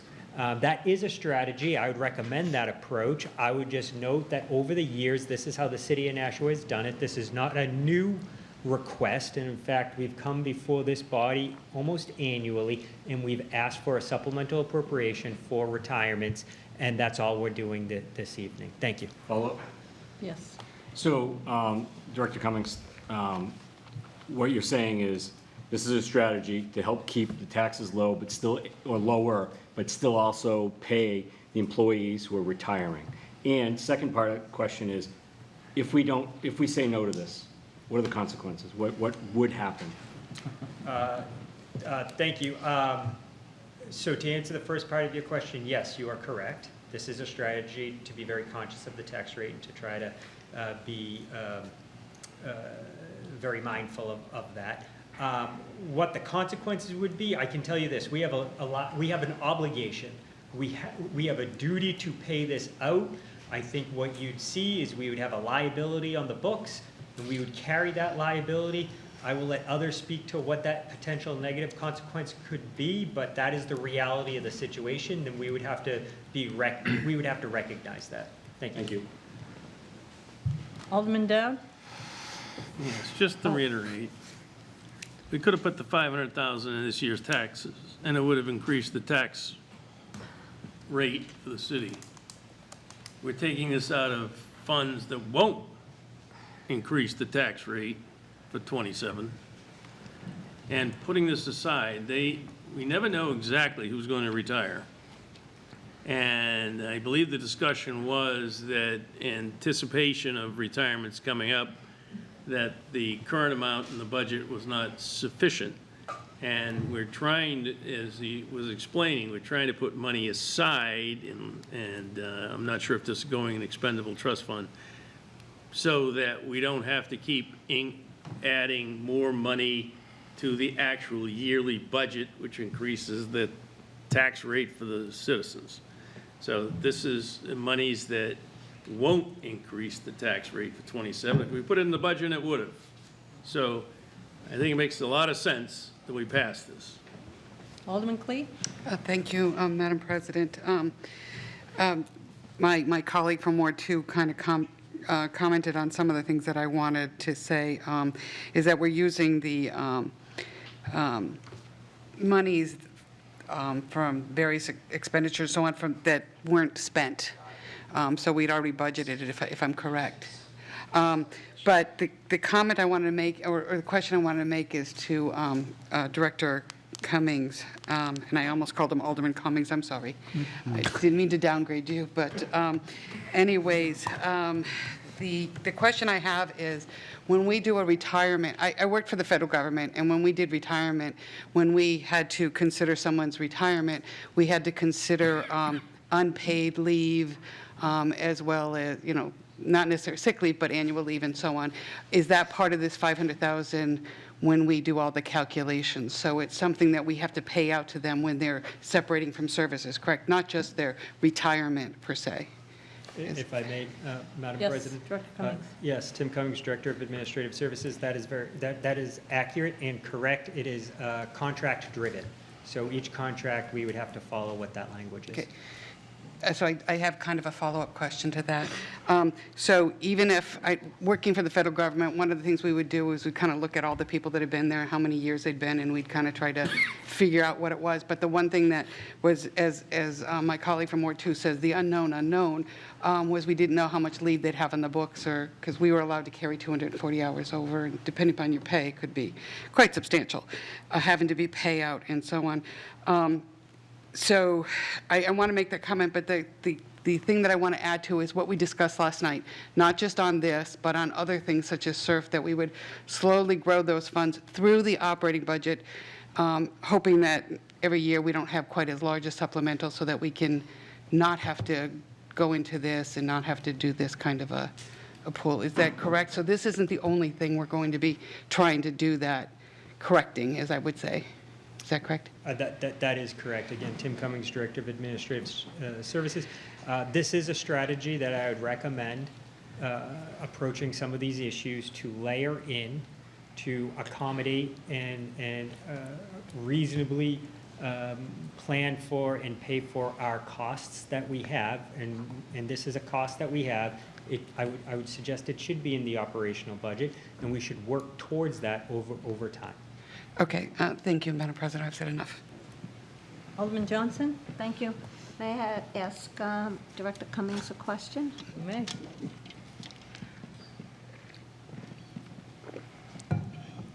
Or Director could be Cummings? Ms. Enright, CFO Enright. This $500,000, how much more would it have hit the tax rate, spread out? I think that's a very important question. $500,000 isn't $20 million. Anybody have an idea what the impact would have been on the tax rate? If this was funded properly? And the reason I'm asking this, if this is such an important line item to fund the retirement account, and I've known this from sitting on 2 boards, then this should have been in the budget if we have to fund the retirement account. So I'm just kind of curious. I think people, how much of an impact would $500,000 been on the tax rate? Because it's not going to be that much coming out. It's the millions of dollars that you take out, like $4 million, $5 million, that really impact the tax rate. Director Cummings? Thank you. So I just want to be clear, this, the way we're doing it, doesn't affect the tax rate. I got But that. if we were to add this in, I would say, and I was thinking about this from last night, I'd say approximately 1/10 of a percent would probably be an approximate number to use. 2/10 of a percent? Somewhere between 1 and 2 cents. But because 1 and 2%, 1 and 2/10 of a percent. Yeah. So, but because this is being taken from saved money, this is just in the bank, it doesn't affect the tax rate because the money has already been collected and One thing I would add is that there's a very high degree of unpredictability here. Not only do you never know, who's going to retire? How do we know in May of 2026 who's going to retire between July 1, 27 and, July 1, 26 and June 30, 27? Who's going to retire? We don't really know that. And in addition to that, if employee A retires, if they've used most of their time, we might owe them $5,000. But if it's employee B, we might owe them $100,000. So not only do we not know who's going to retire, but we don't know what these employees would be due because the variance is so great. Sometimes people don't get much money at all. Sometimes they do, just depending on what they've done with their leave time. So again, 1/10 to 2/10 of a percent. Thank you. Alderman Lopez? So I feel like this is approaching parsimony because the 2/10 of percentage that wouldn't have made a difference supposedly in the budget also aren't going to go back to the taxpayers and be the saving parachute that anybody's looking for. I do think it's been made pretty clear that it would be silly not to do this, because we're going to have to pay it if the amount gets exceeded anyway. And I feel like every year we hear this pseudo gotcha, the administration actually spends this much money, even though on the budget it's this much, and they always look at this time of year when we do that, but that's a gross oversimplification. What's happening is when we have the budget where the mayor is putting in front of us, the Board of Aldermen, what he would like to have, and we're vetting it, and we're making sure we know, what our priorities are, and we're debating it, and we did do that. It wasn't so long ago that I feel like we just rubber stamped the budget right through. We added a whole extra hour to our meeting just trying to talk about whether or not we were going to pay the employees who we had already agreed we were going to give a merit plan adjustment to. So we did that, and that process pits different departments against each other, different priorities, and it's a necessary exercise, definitely, but this was a tight budget. Like the superintendent was talking about squooshing all of the special education students into one school as a way of making ends meet, because the mayor presented a budget and the departments tried to catch it. And then when it came to us, we had to have our slice at it. Navigating all that process and at the same time having an issue like this, which is necessary to do, but we don't necessarily know if it's going to cost us police body cams or some other thing when we start debating it and pitting things against each other. I think it's prudent to say, okay, well, let's do the budget up front and above board what we think we need. Let's be pragmatic about it. But then when we have the unassigned fund balances and the other vehicles for trying to make sure that we're doing our due diligence, this is when we do that. So, I'm going to support this because the argument's been made, and I think the call for it is certainly fair. We don't want to let our balances get too far down, because then we're going to have to pay them anyway, and then we'll have to have this exact same conversation. So it may seem frustrating that the administration kicked this over to here instead of addressing it, in the budget process. Not doing it here is going to do the same thing, only in a less controlled manner, and at least this allows us to avoid impacting the tax rate too much directly, and it still makes sure that we're running our city in a prudent manner.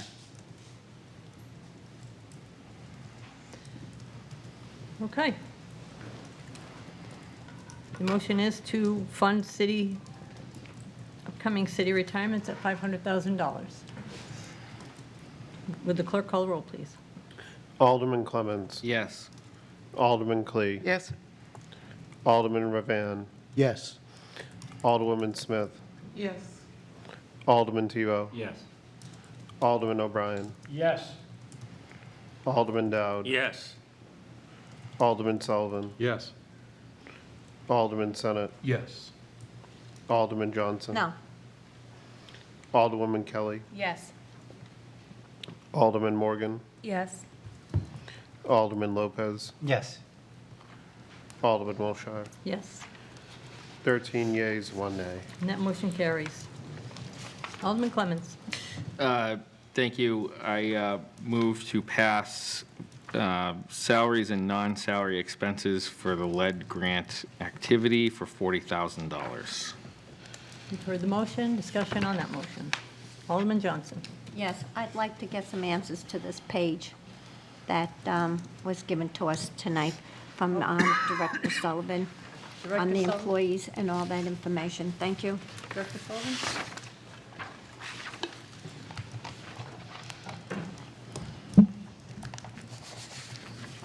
I'm happy to address the communication generally, if that would be helpful to the board, perhaps.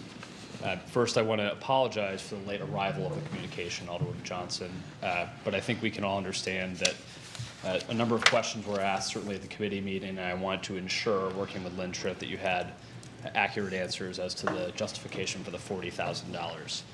I want to first sort of set the table here by explaining how urban programs employees are funded. All of our urban programs funding comes in through the federal government, HUD, and each year, particularly with the CDBG grant, and folks in the Human Affairs Committee know this, the grant amount changes. So each year when we prepare for a new fiscal year, we're constantly adjusting the percentages that employees get paid out of each grant that the Urban Programs Department receives.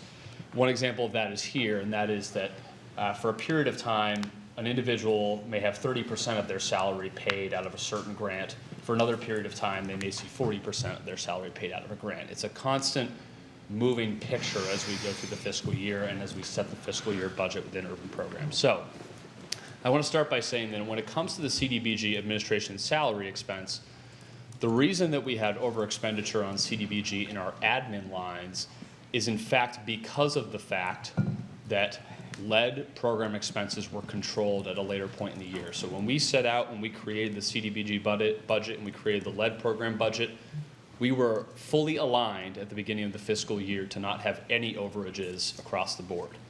But based on the personnel situation that impacts a significant amount of this request, we ultimately did see an overage because an employee was not able to, or because more employees had to bill time to the CDBG side of the house, if you will.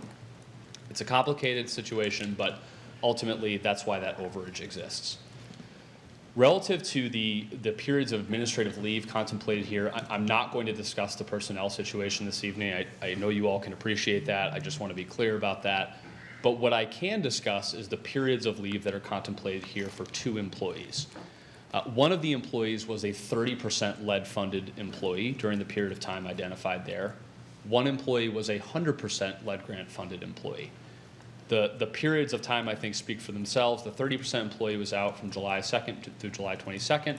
The 100% employee was out from July 2nd through August 28th. And I want to be clear, for one of those employees, the 100% funded employees, there were periods of intermittent leave towards the end of August. And why that matters is that this estimate represents a conservative estimate that we are still negotiating to some extent with HUD. But this is sort of what we view as the upper end of what the total allocation would be needed at the local level. Secondarily, a period of leave is reflected here in May of 2026, and that's another employee on leave, administrative leave, for a period of 1 week. That expense is reflected here. And then finally, Alderwoman Johnson, to the questions I think you mentioned during the earlier discussion of the legislation, the separation pay is for one individual, and the conference expenses that are contemplated here are also for one individual. So again, 2 employees in July, August of last year, or I should say July and then 1 in July, August, 1 employee in May, and then subsequently separation pay and conference expenses. All of those totaling $39,721. Obviously, that's not totally equal to the $40,000 that's being requested. I want to be clear, that will lapse to fund balance. We did round to the $40,000 number just in the interest of avoiding any rounding errors along the way. And we also did that because while we certainly know that HUD will not reimburse these expenses, we're still actively talking to HUD about, on some of these lines, the extent to which the expenses will not be reimbursed. So if ultimately, through those negotiations, there's a decision by HUD to reimburse some of those, that additional funding appropriated here will simply lapse to the fund balance. But this is a conservative estimate based on the expenses that we understand. Alderman Johnson, did you have further questions? No, thank you. Okay. Alderman Sullivan? Thank you. I'm trying to formulate the question in my head, but it's really looking ahead to if this were to happen again. Because what I'm seeing is city, and this might be an HR question, but city employment guidance on what they can do for leave, what they can't do. Does it conflict with how they're paid? In that, if the federal government is paying this person and their personnel guidelines don't align with ours, could this happen again? And if they don't, should they for a program like this? Director Sullivan.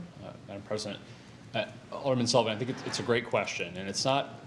The way that I think about it is not so much their personnel guidance misaligns with ours. I don't think their human resource guidelines are different. I think what it is that the federal grants, at least that we work with, and I can't speak for Director Bagley's or any others, but when they are funding the city, they are funding the city to do program work, right?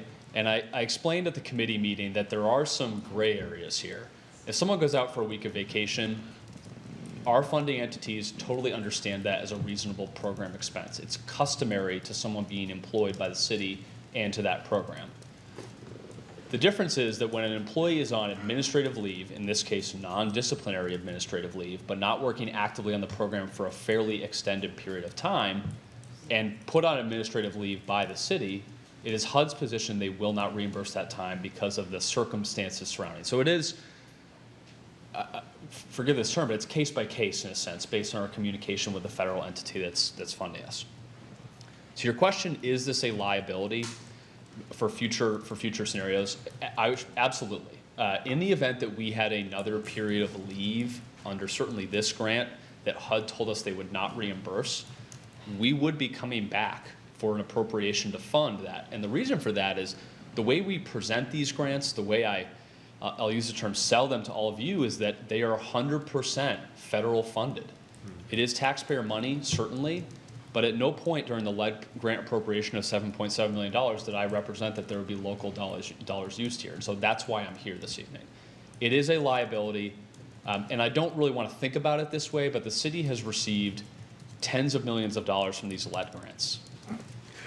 This is it's not a match, but it is a local appropriation that needs to happen in this scenario to make this hole filled for these administrative leave expenses. It's not a scenario we want to be in the future. It's incredibly unique. I'm not aware that we've had to supplementally appropriate for the lead program at any point in the past, but it is a matter that has to be addressed as part of our audit findings and certainly compliance with the federal government. Thank you. Thanks. Alderman Morgan? Thank you, Madam Chair. Can I clarify what I think I heard you say? Are you currently in negotiation with HUD on any of these? If I may, Madam President. Dr. Sullivan, yes. We are currently in the process of reviewing some of these expenses with HUD. Specifically, we expect that more recent administrative leave time is going to be reviewed by HUD in greater detail. But again, in the interest of being conservative and based on our understanding of other leave periods that have been considered by HUD, Alderman Morgan, we expect that this will be their position. Okay, thank you. Yep. Alderman Tebow? Thank you, Madam President. So I have a couple questions. Man, you've been hit hard lately on this one. I think you answered the first one. So if we don't do anything, I asked the same question earlier about something else. If we don't do anything, it leaves the liability in our ledger. I'll defer to CFO Enright, but my understanding is, and I think this answer was asked at committee as well, it is an outstanding liability that the city would carry, and it would reflect certainly on the ledger, yes. Follow-up? Yes. All right, so this is the tougher question. I'll give you the easy one first. Sure. I hate to ask this question, but I feel like if I don't ask it, it's going to be brought up anyway at some point. So there was some right-to-know stuff based on this, and there was a letter that we received that said there was a missing piece of that. Can you talk to that? Is that true? And if it is true, why wasn't it provided, I guess? So Alderman Tebow, I'm not sure I'm aware of the communication you're referring to, sincerely. Okay. I'm aware of a communication that came in yesterday that said that we had not provided this. It cited that I was not included in the right to know. I can't speak to that. Okay. What I can tell you is that when these questions were raised, and I think several of you reached out, a member of the public reached out with a right to know request, I got with finance immediately to review the expenses that were the basis of the request before you. We reviewed every single payroll report that was provided or that was available to us for the periods of leave contemplated here. I don't know why I wasn't included on the right to know request. That's not important.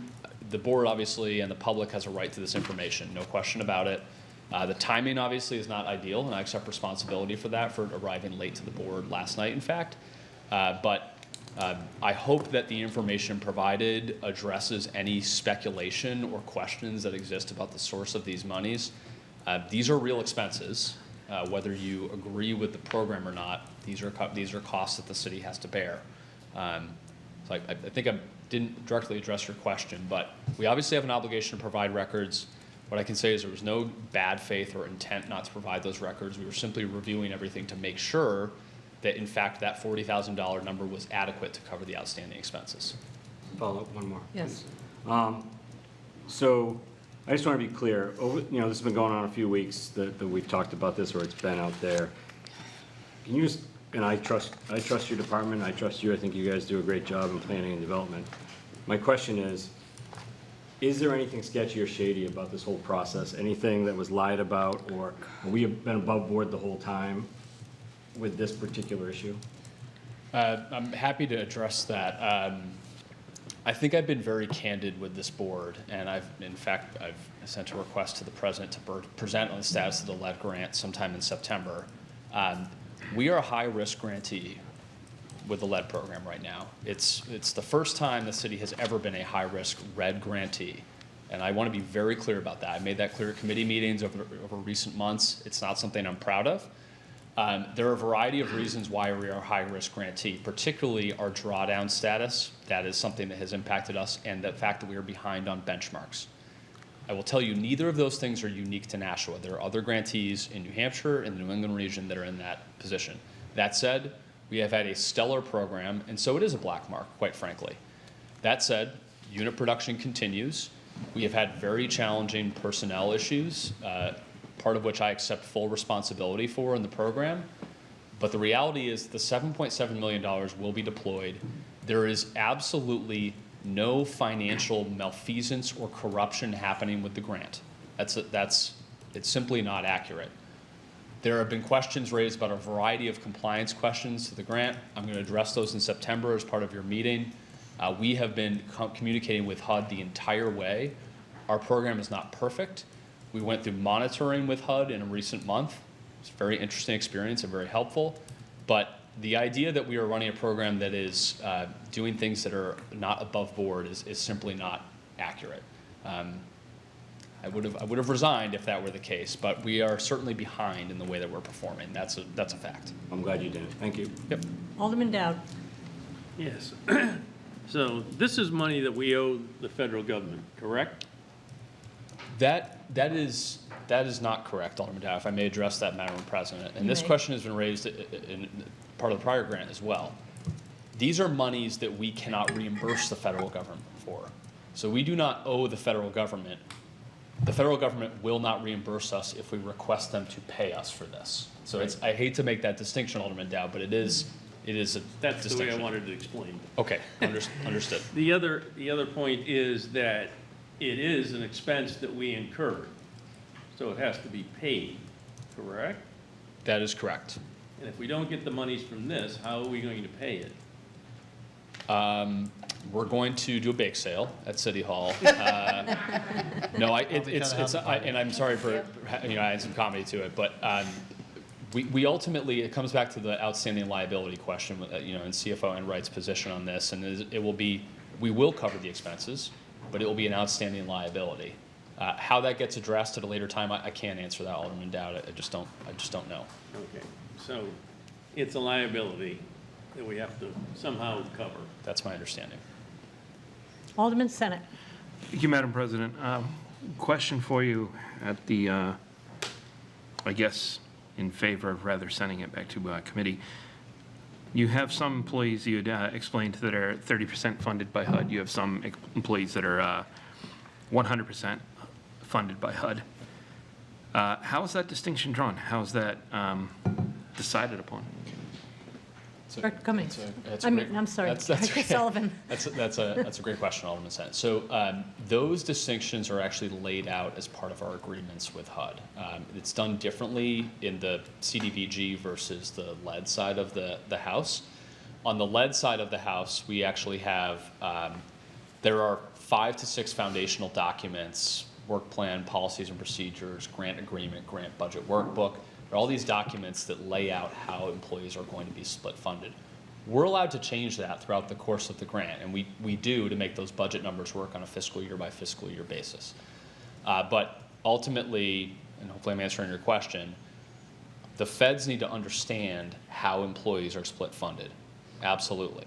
So we converse with them, we have discussions with them, and they ultimately sign off on that. I hope, does that answer your question? It does. I do have a follow-up, and I'll just be perfectly candid. The reason that I'm asking, you had actually called out one of the line items here, which was for a week of administrative leave to the tune of $3,016. If my math is right, that's a position that would be somewhere in the market of $150 annually. Is that common to be 100% funded by HUD? So That's not unique, but I want to just confirm. So Alderman Senate, you're looking at the, let's say, 6th or 7th line down, right? 100%. 511 to 515. Yep. $3,016. Yes, that is, I do believe that is accurate, but I want to confirm that. And I can pull my report in just a second here if you'd like me to. That is not unusual. I mean, we do have funded employees funded in that. To that tune. Yes. Okay. Yes, but I think I should confirm that number before we proceed, so I would hope, 'cause happy we're to come supposed to back. vote on Yep. it, yeah. Yep, and Thank I'm you. happy to come back if you want to put this item just while I confirm that number, because that's a valid question, Alderman Senate. Thank you. Yep.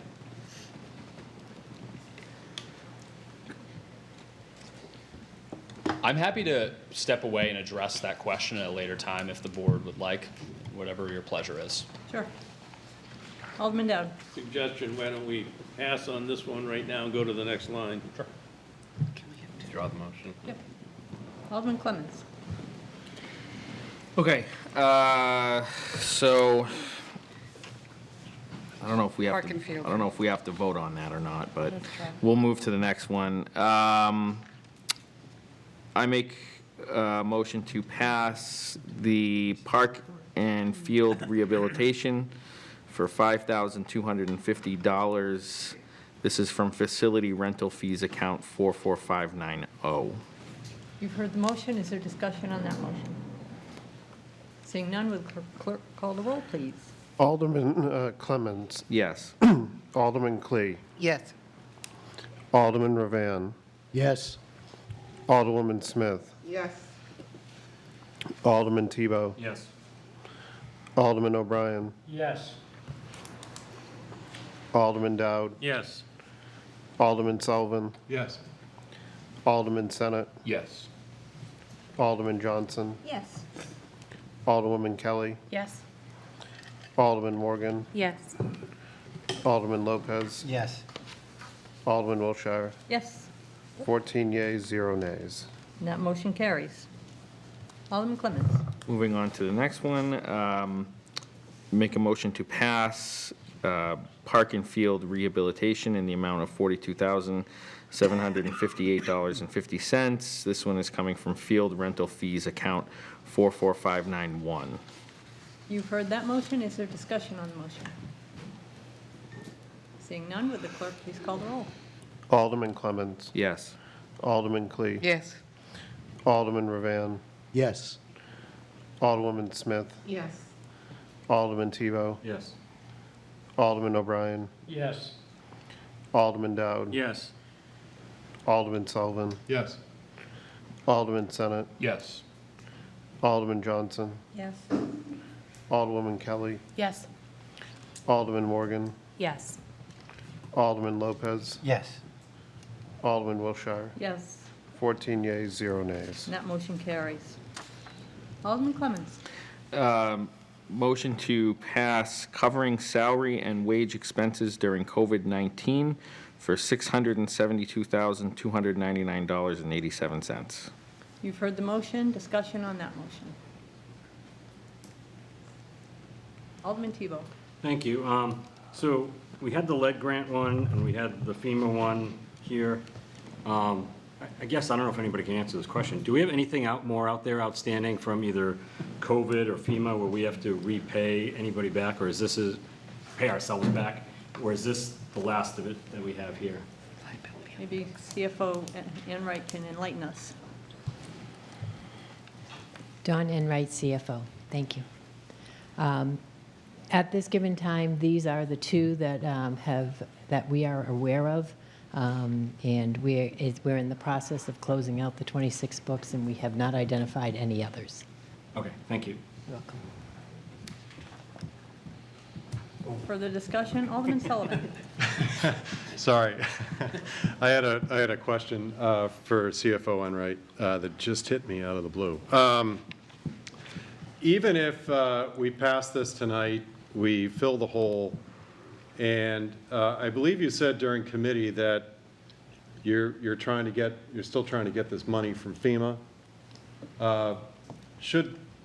Okay, so question number one is, are you still trying? Thank you, Madam President. Dawn Enright, CFO. No, it has come to my attention by Director Monticello that we got notification from FEMA, and the report has been provided to you. It is final, and it Okay. is closed with FEMA. Okay, then I do not have another question. Thank you. Anyone else? No. Seeing no one, would the clerk please call the roll? Alderman Clemmons. Yes. Alderman Clee. Yes. Alderman Ravan. Yes. Alderwoman Smith. Yes. Alderman Tebow. Yes. Alderman O'Brien. Yes. Alderman Dowd. Yes. Alderman Sullivan. Yes? Alderman Senate. Yes. Alderman Johnson. No. Alderwoman Kelly. Yes. Alderman Morgan. Yes. Alderman Lopez. Yes. Alderman Wilshire. Yes, 13 yeas, 1 nay. and that motion carries. Director Sullivan, did you have an answer for us? Won't get the lid out, come on. Yes, thank you.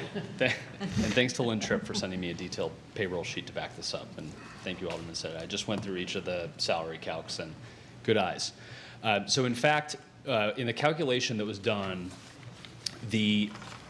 because there's 1 week that's still a bit in question in conversing with HUD, there are actually 2 weeks of payroll contemplated there, Alderman Senate. So the amendment I would make to my memo is in fact that the starting date would be 5/3/26 rather than 5/11/2026. So that reflects 2 weeks of payroll, one of which we are certain, relatively certain, I should say, that HUD will not reimburse. The other we believe will be a question mark when the actual drawdown request goes in. So we are requesting to appropriate 2 weeks, but we expect that one of those may in fact be reimbursed by HUD during those negotiations. Hopefully that addresses your question. So back to your root question, this ultimately reflects 2 weeks of payroll for one individual. Thank you. I'm happy to address it further if you'd like. Alderman Tebow. Thank you. So I guess this could be a question for legal. So if we just changed it to 5/3, but the money doesn't change, we don't have to have another public hearing, or would we have to? You don't have to do anything. You can just vote to not in the pass resolution. this, accepting the explanation you've been given. Thank you. Alderman Lopez. To Director Sullivan, how much work is going into getting these? Because, I mean, the $1,400 one, are we spending more in employee time than we're getting back? Director Sullivan? Alderman Lopez, it's tough, it's difficult to answer that question. I think we are spending a tremendous amount of employee time resolving this situation, but the reality is that these expenses can't be reimbursed by HUD, with perhaps some exception as we go through the negotiation process with them. So we can certainly talk about the value, but ultimately these expenses need to be covered by another source of funds. Alderman Sullivan. Thank you. I'm going to ask a question I was going to ask before, but since there is a pending submittal and we may get rewarded for that, if that money comes in from the federal government, does that go into a miscellaneous revenue fund? Does it go into your department? Where does it go? So if I may address that, Yes. I may have to rely on CFO Enright a little bit here. When the drawdowns come in, Alderman Sullivan, from the federal government, my understanding is they literally just go to the general fund. I don't believe they get put in any grant-specific account because we don't have a revenue account, if you will, for those monies. They're simply offset by an expense that comes out of a dedicated lead program account. And I believe that's the case. I don't believe the drawdown monies go into a dedicated, okay, I think Alderman, CFO Enright's going to Direct your work. Don Enright, CFO. When we get the funds in, they actually go into a grant fund, and the expenditures are transferred out of the general fund into that grant fund to offset the revenues received. The expenditures happen out of the general fund initially, and that's why it's showing right now in the general fund as a shortfall. Okay, thank you very much. Anything further? Clerk, please call the roll. Alderman Clemmons. Yes. Alderman Clee. Yes. Alderman Ravan. Yes. Alderwoman Smith. Yes. Alderman Tebow. Yes. Alderman O'Brien. Yes. Alderman Dowd. Yes. Alderman Sullivan. No. Alderman Senate, No. Alderman Johnson, No. Alderwoman Kelly, Yes. Alderman Morgan, Yes. Alderman Lopez, Yes. Alderman Wilshire. Yes, 11 yeas, 3 nays. and that motion carries.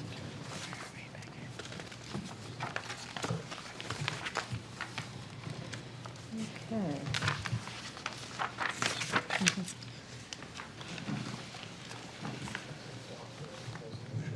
I'm sorry? No. It's adopted. It's adopted, yeah.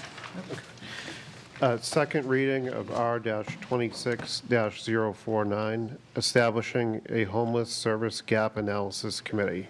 Alderwoman Kelly. Thank you, Madam President. I would like to make a motion for indefinite postponement of R-26-049. I'd like to speak to it. Alderwoman Kelly. Thank you. This came to the committee. We talked about it at length, and, you know, there were concerns around it holding up any work on the resource center. That's why it came out with an indefinite postponement. However, the main sponsor has requested some time to potentially work on it, maybe change the timeline. Generally, I like that done in the committee, but I think in this case where so many of the sponsors are not on that committee, I can be open, especially with the idea of expediency. We have been talking about this for a while, so I could be open to tabling here at the Board of Aldermen. That's what has been requested, and I'm willing to do that as a courtesy to the main sponsor who could not be here because she's moving her child into college. Was that a motion? I saw hands up, so I won't make the motion. It's not a motion. Okay. Alderman Tebow. Yeah, thank you. I just wanted to say, I guess I can agree to at least let her look at it. But I mean, my concern was the 90 days was a lot of time. Director Bagley's doing stuff behind the scenes all the time, and I don't want anything delayed because we're doing a gap analysis. I think the work can be done without that being done. I just think it was more of a showy way to work on this. I don't want anything to stop. I want us to continue to move forward. I know it was mentioned in personnel that Director Bagley has some things in the works that will come to us soon, and we can hopefully roll them out and can help the situations that we have out there. That's the goal. I often think things like this are bureaucratic and not necessarily action-driven, and I want actions more than just sitting around talking paperwork. And so that's my concern, and that's why I voted against it. Not that I'm voting against doing something. Obviously, I want us to move as quickly as possible as we get closer to the cold months. I know we're opening the warming station a little bit earlier, which I think is a great thing. But I'd like to see other things in place too. The sooner the better. So that's why I voted the way I did. So. Alderman Clee. Thank you, Madam President. The main creator of this had reached out to me and asked me to table it, and as a courtesy to the chairwoman, I asked her if she would do so. She's not here to talk to this, so regardless of what the committee had done and so on, I hope everybody will table this and not just go with the committee's vote.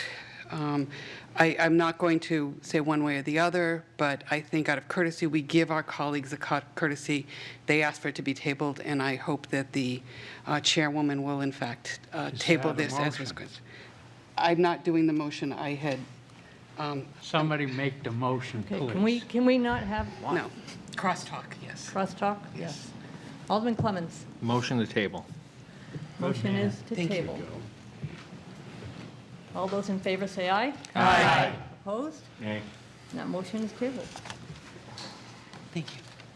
Second reading of R-26-050, relative to the fiscal year 2026 transfer of $35,000 from Department 194 contingency account 70100, general contingency, to Department 109 civic and community activities, accounting classification 56, outside agencies for the purpose of providing funds to the Nashua Association for the Elderly.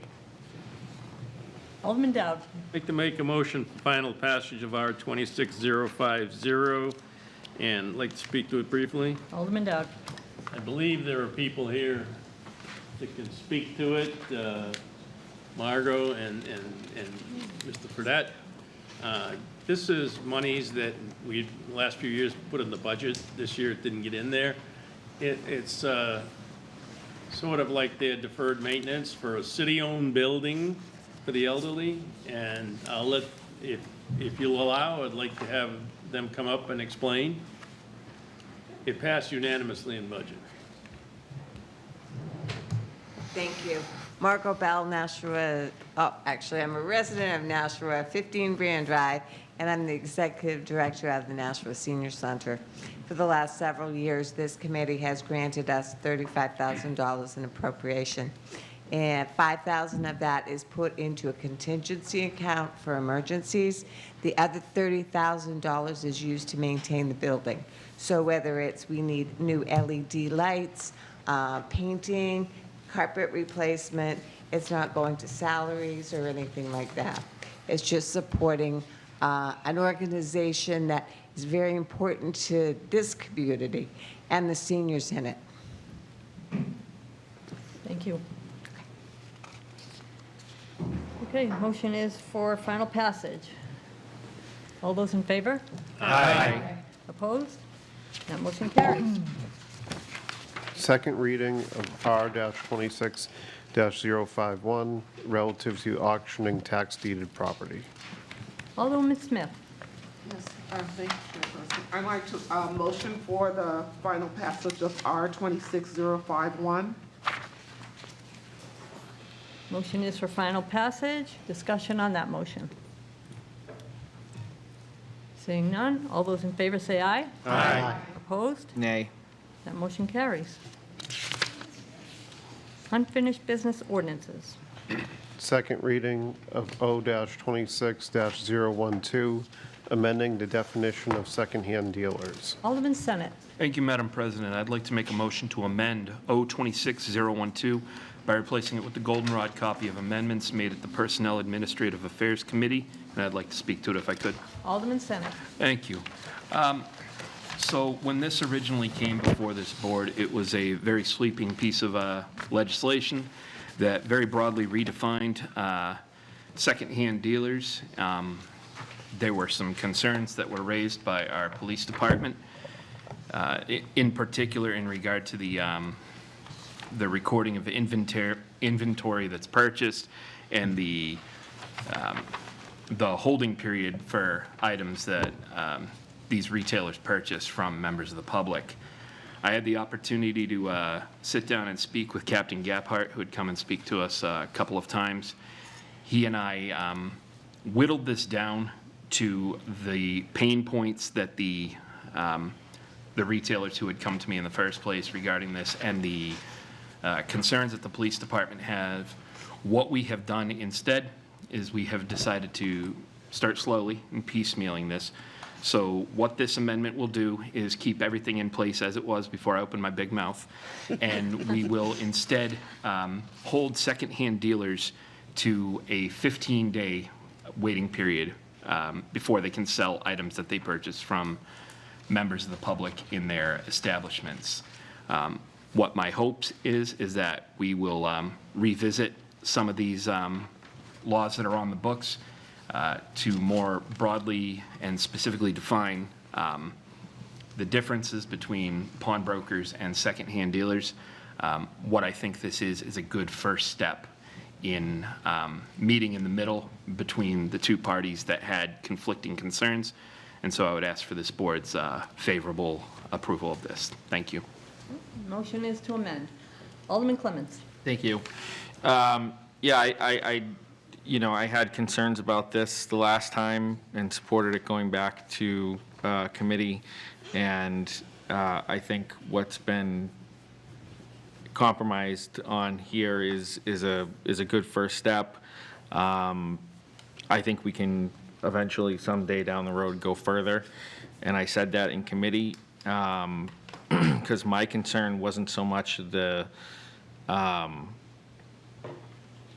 my concern was completely deregulating this, right? Not, so, but I think if we can keep some regulations in place, this is a good first step. I think there's some other ones we can do as well down the line.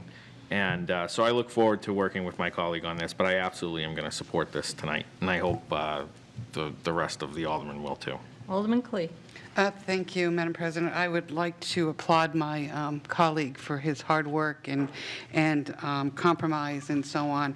And he did where I failed, as well as another alderman who's no longer on this committee. So I appreciate the hard work you've done. I think this is a really good first step. And I've been supporting you all the way, but this is really good. Thank you so much. Alderman Tebow. Thank you, Madam President. I was someone who was also against it originally, and I just want to prove that when we table something, we still get something done. So I want to appreciate Alderman Senate, because there was skepticism there that we were tabling it and letting it die, and it doesn't always happen. And I'm glad that we were able to get it pushed through personnel and to a place where some of us can actually agree that it's now that piece is the right step to do. So thank you. The motion is to amend. All those in favor say aye. Aye. Opposed? That motion carries. Alderman Senate. Thank you, Madam President. I'd like to make a motion for final passage of O-26012 as amended. You've heard the motion. Is there discussion on that motion? Seeing none, all those in favor say aye. Aye.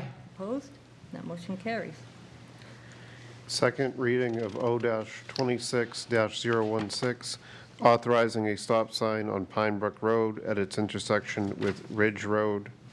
Alderman Sullivan. Thank you, Madam President. I would like to make a motion for final passage of O-26-016. You've heard the motion. Discussion on that motion. Seeing none, all those in favor say aye. Aye. Opposed? That motion carries, and ordinance 2016 is declared duly adopted. Second reading of O-26-017, removing the language for a solid waste equipment reserve fund and discontinuing the fund. Alderman Johnson. Thank you. I'd like to make a motion for final passage of 0-26-017. You've heard the motion. Is there discussion on that motion? Seeing none, all those in favor say aye. Aye. Opposed? That motion carries, and ordinance 2617 is declared duly adopted. Second reading of O-26-018, removing the total time limit for the public comment periods during committee meetings. Alderman Tebow. I'd like to make a motion for final passage of O-26-018 and like to speak briefly on it. Alderman Tebow. Thank you, Madam President. So this was literally just to take out the overall time limit, which is 15 minutes, only because in the 5 years I've been here, we've never actually enacted it. And I know the Board of Education has it, and they actually, what they do is they vote again to offer another 15-minute period. And we've had some real late ones here and never enacted it, so, in any committee meeting. So my thing was just get it off the books in case anybody ever wants to go, well, I'm putting in 15 minutes. They're gonna say, well, why are you picking on us to do 15 minutes when not, the last 5 years you didn't do it? So I just wanted to get that out of there. If somebody wants to start enforcing it and keep it in there, that's fine too, I guess. But it sounds like, in public comment, I had one proponent of it, so, well, let's do it, I say. Why not? Thank you. So you've heard the motion. Discussion? Seeing none, all those in favor say aye. Aye. Opposed? Nay. That motion carries, and ordinance 2618 is declared duly adopted. Second reading of O-26-019, incorporating the Environmental Health Department subdivision review fee with the other subdivision plan review fees. Alderman Morgan. Thank you, Madam President. I'd like to make a motion for final passage of O-26-019. You've heard the motion. Is there discussion on that motion? Seeing none, all those in favor say aye. Aye. Opposed? That motion carries, and ordinance 2619 is declared duly adopted. second reading of O-26-020, allowing overnight on-street parking in Ward 5 from May 1st to October 31st, except on certain main roads. Alderman Johnson. Yes, Madam President, since I don't want this indefinitely postponed, can somebody else make the motion? Sure. Alderman Dowd. I'll make a motion to indefinitely postpone O-26-020. Alderman Johnson. Yes, I'd like to speak on this, please. Yes. I was really amazed, and I was honored that on the other side of the horseshoe, there was 8 people to come in and speak out against this, which I've never seen so much people to be against an ordinance. The reason why I put this through, because I heard from my constituents that it's summertime. Why can't they park on the street? And I heard reasons why they can't. Well, because in the morning, you won't be able to pick up the trash. They're parking overnight. That's not going to affect them. You have that during the day anyway. Oh, we're going to have more enforcement, parking enforcement personnel. Well, why would you if you're eliminating a ward and you're allowing them to park overnight on the street? The main intersections, you could not. And the excuses that I heard was outrageous. This is overnight parking from May 1st to October 31st when there's no snow. And residents want this. They don't want to get ticketed. It is their streets. They want to park on it. Oh, emergency personnel can't get around. Well, that can be applied during the day also. So everything I heard was an excuse why we couldn't do this. And somebody asked, well, why don't you do it throughout the city? I'm an alderman for Ward 5. I'm not an at-large alderman. If everybody wants it throughout the city, there are 6 at-large aldermen that could do it and work with the ward aldermen. So I'm here fighting for my constituents in Ward 5 so they can have overnight parking. And so I'm hoping maybe somebody, members of this board, 14 people on this board tonight, might decide that, yes, we should have overnight parking in Ward 5. Thank you. Okay, you've heard the motion. Alderman Clemmons. Thank you. Yeah, I tend to agree with overnight parking, but it has to be done in a way that, we only have residents doing it. Because if you open it up to anybody, then anybody can park. So you want to have it where it's just people from Nashua are able to park there. And that requires administration, it requires, some thought in regards to how you would, do that. So I agree that this could be done. I just think there has to be a little bit more than just opening it up. Alderman Clayton. Thank you, Madam President. I don't know who the member who spoke was referencing, but I wasn't here during that conversation, so I wasn't the one. But I will add to it, I'm extraordinarily frustrated with our overnight parking program. And as a ward that has asked for it over and over again, I keep hearing that we need to have a full plan. I know they're working on the plan. It seems to be extraordinarily slow. I had a constituent who has absolutely no driveway, and we can't put overnight parking in front of her home because we can't guarantee that that person can park there. So anybody, as it is now, anybody with an overnight sticker can park in any overnight parking space. So until we have a clear plan, I cannot support this. While I agree with everything that has been said, we need a citywide plan because we cannot do it ward by ward, and that is the most frustrating thing I am finding as a person who has been fighting this, and the chair of infrastructure will agree with me. I have been fighting for something like this, and I know my colleague from Ward 4 has been doing the same thing. We're both in the same situation, but until we can have a citywide plan and that we can guarantee that it's a person who lives in the city is granted this overnight parking, not just because someone had a party and they've got 10 people there and therefore they should be able to park there. So thank you, Madam President. Alderman Tebow. Thank you, Madam President. I mean, constituents ask for a lot of things, and some things we just can't do. We can't let them drive 90 if they want to drive 90. So there are some things that we don't do. I'm not for this particularly, mainly because you can't do something for one ward. A lot of the stuff we vote on is for the whole city. What are we going to do? Break it out, break those things out by ward? I mean, we're a steward for our whole city, whether we're from Ward 5, Ward 8. Things we put in aren't just for, like the thing we just voted on for me, for the time limit. I didn't just make the time limit go away for Ward 8 people, right? It went away for everybody. So you could do that. And I would never vote for something that just caters to one ward unless there's very, very specific thing that was in that ward that's not in any other ward. So that's my thing. And you had 8 people on this side. I just want to be clear, because Alderman Clee referenced it. It wasn't aldermen. It was city employees. It was heads of city. And I know Alderman Johnson knows that. It was city employees that were speaking out against it, not aldermen. So are we not listening to what they're saying? Because they were saying there was reasons. And they're not here to go back and forth with what Alderman Johnson said. So, but they had their reasons. She had hers. And I listened to it. And I tend to agree with the city personnel, I guess. But I wouldn't do something just for one ward, I guess, is why I won't vote for it. Alderman Dowd.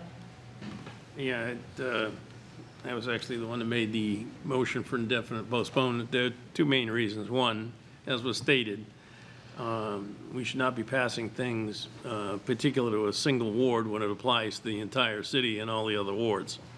The other thing is, we paid a lot of money for a traffic and parking study, which they're working on, and they say they have a plan for handling overnight parking, and it's coming out soon, and it's not by ward, it's by area. So unless we want to just trash that report and waste all that money, this is not the way to go. So that's why I voted for that's why I brought up indefinite postponement, because this is not the way to do it. Alderman Sullivan. Thank you. I think I commend Alderman Johnson for bringing this up because it opens up a conversation. I think residents want to see a plan citywide, and I think we should present one. And I think we should vote on it up or down, not by ward, but citywide. I think that there are a lot of things to consider. We did spend a lot of money on that traffic study. Overnight parking was also looked at, and nothing has moved forward. Something should be put in front of us for us to consider, and I would like to see it. Thank you. Welcome. Alderman Johnson. Thank you. Well, I guess I have to dispute that we can't do it for one ward, because if I remember correctly, downtown has parking, overnight parking, and they get a parking permit, if I'm correct. Correct me if I'm wrong. They did. I'd like someone to answer Ward that, then 4 I and can 3. continue. only in Madam certain President, areas. can somebody answer that question? Does someone have that answer? Alderman O'Brien. Yes, as the Chair of Infrastructure, past automatic boards individually brought up streets, not the whole downtown. They brought up individual streets. Now, we look at it with this parking study, and I know you have one. That piece, it's about this thick. I passed it out to every single member of this board. Please read it. It's up to date of what this committee is doing. The reason is we got to go slow and methodical. Once this cat gets out of the bag, you are never putting the cat back in the bag. It'll be chaos, and it will affect the public safety. Case in point, what previous boards of aldermen have approved would be now today by this parking study considered illegal, because the width is not there to get the fire truck down the street. So you got to go out and methodically look at each individual street. Now, those streets will be grandfathered. We're not going to give you something and take it away. But it shows when you're moving too fast, you can make mistakes. And this is too important for this city. Right now, somebody decided after the car was invented that this city would have no overnight parking. I support overnight parking. However, I think this committee, I'm only speaking for infrastructure because I am no longer on the parking committee. But I think they will come up with a solution. We got a paid professional. And I have provided the paperwork from this committee to you. Please read it. Thank you. Alderman Johnson. Thank you. Well, I know the study's been going on for a long time, so I can come back and start listing every street in Ward 5 if you want to go street by street. Madam President, I'm going to make a motion to re-refer this back to committee, and then we can table it in committee till we get some more information, rather than killing it all together. Okay, so the motion is to re-refer. All those in favor say aye. Aye. Opposed? Nay. You gotta do a call. Division. Yeah. Those in favor, raise your hand. 1, 2, 3, 4, 5, 6. That motion fails. The motion is, before us, is for indefinite postponement. All those in favor say aye. Aye. Opposed? Nay. That motion carries. Second reading of O-26-021, increasing the individual public comment time during the first public comment period. Alderman Johnson. Thank you. I make a motion to amend O-26-021 by replacing it with the goldenrod copy of the amendments made at the Personnel Administrators Affairs Committee. Motion is for the amendment. All those in favor say aye. Aye. Opposed? Nay. Okay, that, I wanted to speak to it before you had voted, so that's why I raised my hand. sorry. That's okay. okay, so Division? division. Those in favor, raise your hand. 1, 2, 3, 4, 5, 6. Nope, that fails.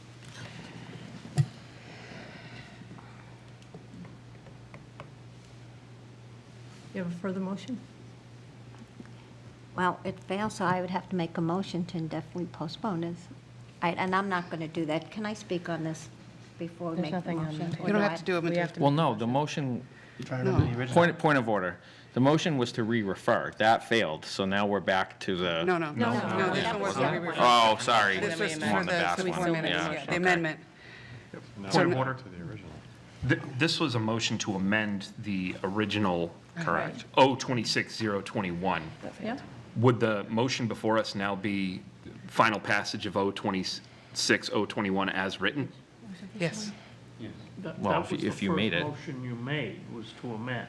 Yes. So there is nothing pending There's before no you Okay. pending, right correct. So it could be Someone anything. can make a motion, For final We passage. made a different motion to motion. amend, and it failed.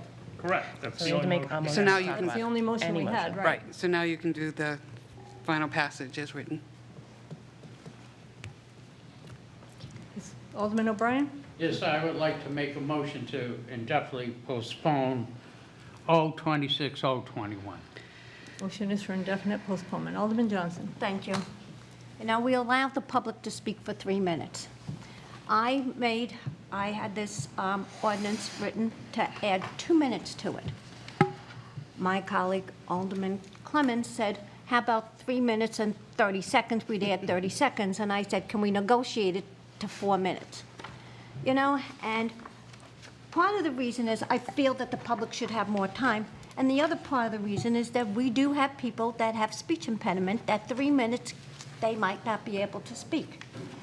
And I get it all the time on this board, you know. I ask for legislation for people to remote who might be disabled, they can't come in, that gets hung up in committee. This I'm asking for 1 minute more. So if, no, originally I asked for 2, and then I negotiated down to 1 in committee.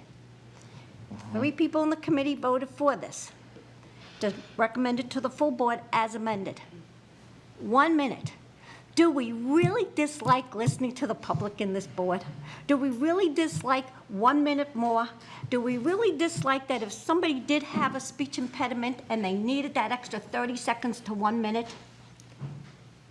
You know, I really take a look at everybody around this horseshoe, and I really feel sad that you can't get anything passed if somebody has a disability to remote, and you can't get anything passed for 1 lousy minute to listen to the public. And who are we elected by? We're elected by the public. And who pays our stipend? The public. And yet we don't want to hear about them. And people look at me and people look down with the disrespect on this board, which we've never had any meeting talking about decorum on this board, because some people are really nasty to each other. But 1 minute, shame on us. And if we don't want to listen to the public, then we shouldn't take their stipends. And if we don't want to do anything with the public who elect us, shame on us. Thank you. Alderman Tebow. Thank you, Madam President.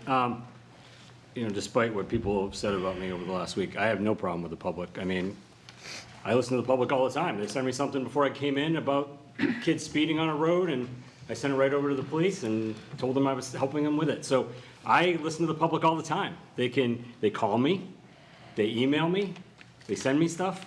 3 minutes on both ends of the meeting. In 5 years, I've never had one constituent email me or call me and say, you know what, I really don't think there's enough time for us to speak. I've never had one person say that. So I'm looking at it as it's a problem that's not really there. And I think people do a great job when they come in and speak within the time limit. A lot of people don't even use that whole time limit. So I just don't think I just don't think I think it's fine the way it is. And if we saw that it was a problem, then I think I would be for it changing it. But I haven't seen that in the 5 years I've been here. And so I voted no because of that. I assume now this is back to the 5 minutes, I'm assuming, right? Because the amendment failed? No. No, it's still 4 minutes? No, it's 5 minutes. It's indefinite postponement. Oh, it's indefinite Oh, postponement. gotcha. All right, thank you. Alderman Clemens. Thank you. I'm not going to vote to indefinitely postpone. I feel that this was a pretty good compromise, and I'm going to explain why I thought that. I agree with Alderman Johnson in that, you know, there are some folks who come up and they do have a difficult time speaking. They're elderly, or they have a speech impediment, or, you know, there's some reason why they need a little bit more time. The other reason they could need a little bit more time is because we have a huge agenda. And there's multiple things on here that they want to speak about. And why I thought that this was a good compromise was because it's only the first public comment period. And the first public comment period is the one that speaks to the agenda, right? So it's stuff that is relevant to what is happening in the meeting before us.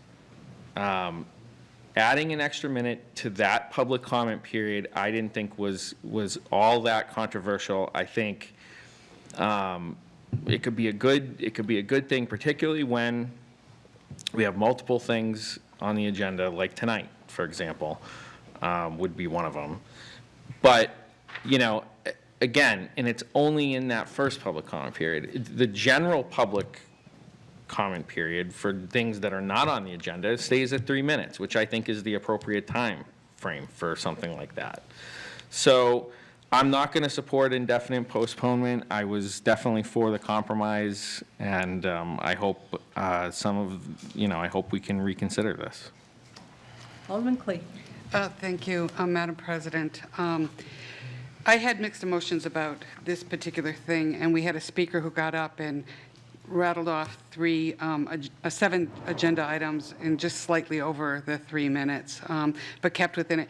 However, having said that, I want to agree with my colleague from Ward 5 that sometimes there are people who have speech impediments or stutter or something like that. I would have rathered us look at that as a person who has some form of speech impediment or something like that, and look at them as individuals, because I do want to support those that are doing that. I think oftentimes when people come to these committee meetings, you know, they usually talk about one, maybe two items on the agenda. They don't tend to go through the entire agenda, as was done with the 7 agenda items, or 5, I think it really was. But in any case, I think that most people come here, they know what they want to say, and most of them are flustered because they don't realize that the 3 minutes are there. I think we try to do a job in saying, you have 3 minutes to speak, and we give them those 3 minutes. Those that, in my history of having been here, those that don't care about the 3 minutes will go on sometimes for 4 minutes. So if we do the 4 minutes, are they going to go on for 5 minutes? Because we keep telling them their time is up, but no one physically goes and removes them. And God, I would fight against anybody being touched in any way, shape, or form. So for that reason, I want to keep it as 3 minutes. I would have rather seen the people that were spoken about to be addressed in that particular way. But as it is, I'm going to I don't like the indefinite postponement of it. I would rather have just, denied this. But as that's on the table, I will probably vote for it. So thank you. Alderman Dow? Yes. We've had the 3 minutes for quite a while. And I was talking to Alderman at Large Gregg, and the state has 3 minutes. Manchester has 3 minutes. Portsmouth has 3 minutes. And maybe many other cities and towns that have 3 minutes, and they have it for a reason. And all the correspondence that I've seen coming to me over the last couple of weeks or week, whatever it is, says, hey, everybody can do it in less than 3 minutes. The majority, even the person that came up and spoke earlier tonight said, I can do it in 3 minutes. So what are we doing? We don't need to make this change. There's no pressing reason to make this change. People, if they have a long topic to talk to us about, are more than happy to do, and they do it all the time, write us a letter or an email or fill out that form that we have for people that want to comment to us. And we all read them, or at least I read them. So what's the point? We hear from the public, 99% of them can do it in less than 3 minutes. If there's a person that has a speaking impediment or has a problem speaking, I believe the chair can give them a little leeway. So I don't think we need to pass this, so I'm going to support the indefinite postponement. Alderman Sullivan? I'd like to make a motion to amend 026-021 by paragraph C, section 5, allowing each speaker 3 minutes and 30 seconds during the first public comment period and 3 minutes during the second public comment period, which time may not be deferred to another speaker or speaker. Okay. Oh, okay. Okay. Is there a, There's a motion on the table right now yeah, to amend. Did we already vote on the amendment? we haven't voted on We the. voted on the Indefinite You postponement. voted scheduled on the amendment. amendment, it didn't pass. Okay, Did right, not, okay. then there was a motion for indefinite postponement, but the subsequent motion to amend takes precedence, so Yeah. that's before you. Okay. So the motion by Alderman Sullivan is to amend to 3.5 minutes. I mean, we can't keep putting motions on top of motions. We gotta take action on some of them. Alderman Senate. I promise I'm not going to make a motion. Thank you, Madam President. I'm going to support this motion to amend, as I would support, and did support the 4 minutes, as I would support the originally written 5 minutes. And I'm going to utilize this time to make the comments that I was going to make anyway on the previous motion for indefinite postponement because they're perfectly applicable here. We killed an amendment for 4 minutes that passed through committee 4-1. Not 15, 20 minutes after being lectured on why it's important to respect the will of the committee. I find that a little absurd. The committee voted 4-1 to pass this amendment. Yes, the division on the recommendation for final passage was closer. I could understand debate there, but I think out of respect to the committee, this should have been passed through and we shouldn't be here. Nevertheless, we are. I will support 3 minutes and 30 seconds. Thank you. Alderman Morgan. Thank you, Madam Chair. I would also have supported 5 minutes, 4 minutes, and am happy to support the 3 minutes and 30 seconds because I agree with everything my colleague at large had said. I'll take it a little bit further. What is the average number of people that come to speak to the first public comment period? 4? Maybe 5 for the first, not the second, the first. Great, so let's say it's 10 people. So that's 10 minutes added to the end of our meeting if we would have went with 4. We could, if we're concerned about the length of time, be more concise with our own statements, say only what needs to be said, and not repeat what our fellow colleagues have said. Those are some other options if we wanted to reduce our time limit, but I'm not here to chastise everyone. I think everybody should be able to speak however many times that they need to, and however long you need to, whether that's 3 minutes, 4 minutes, 5 minutes. So I'm happy to support the 3 minutes and 30 seconds. Alderman Lopez. For myself, it's my observation that a lot of people who come to speak aren't regular attendees, aren't people who have come with their pre-written notes. They're people who want to share or express or appeal to the board, and they are sometimes taken aback by the 3 minutes. And often I see them rushing and trying to hurry to speak. And maybe they did put work into preparation and they skip whole paragraphs because they're trying to get everything that is important to them out. I also see personally that often people who come here intending to try to, lay out their cases and express themselves come across as much more harsh than even they might intend to because they suddenly realize they're running out of time and they have to get to the point, and that's a very stressful experience. So I was in favor of 5 minutes. I respected the compromise for 4 minutes. I will support the 3.5 minutes. And finally, I'd like to point out that as somebody who has a disability, it's really frustrating to have everybody make a rule and then say, well, you don't need to worry about everybody who might be different because we could decide whether or not we're going to recognize that difference. Mm-hmm. Yeah. If you just set the rule so that anybody can reach it, then I don't have to run around with my magnifying glass and telescope and all this kind of stuff. I could just be like everyone else. Alderman Clemens. Yeah, I'm going to support 3 minutes and 30 seconds. Alderman Tebow. Thank you, Madam Chair, Madam President. What is the right limit for somebody that can't speak well? Like, is it 4 minutes, 3.5 minutes, 5 minutes? Like, we're just arbitrarily making a time limit. Alderman Thibodeau last year did 6 minutes. That didn't pass. Why don't we just do 6 minutes? Why don't we make it indefinite until they're done? I'd vote for that right now if somebody wants to put that out there. Why not? Why don't we just open it up? To Alderman Morgan's point that we talk too much, at the end of these meetings, we're not talking about one issue when it comes to us. That's why we don't speak necessarily for 3 minutes. Not all of us do that. Some of us do. Some of us may on one night, some may not on another night. But we're usually talking about multiple things, maybe things that went on, maybe other things. Alderman Lopez will preach his, the block party that he puts on every year, right? We're not just speaking about issues. So we have that right to speak for our constituents and for the city in that time frame. I keep hearing, it's not just, I mentioned Alderman Morgan, she just brought it up, but I hear that a lot. I heard it in committee that, hey, you guys get to talk as long as you want. But we're not talking about one issue. We're not coming up for 3 minutes. You want to start timing us, fine. But that got out there too, and that didn't work. But we're here to do the people's business, the city's business.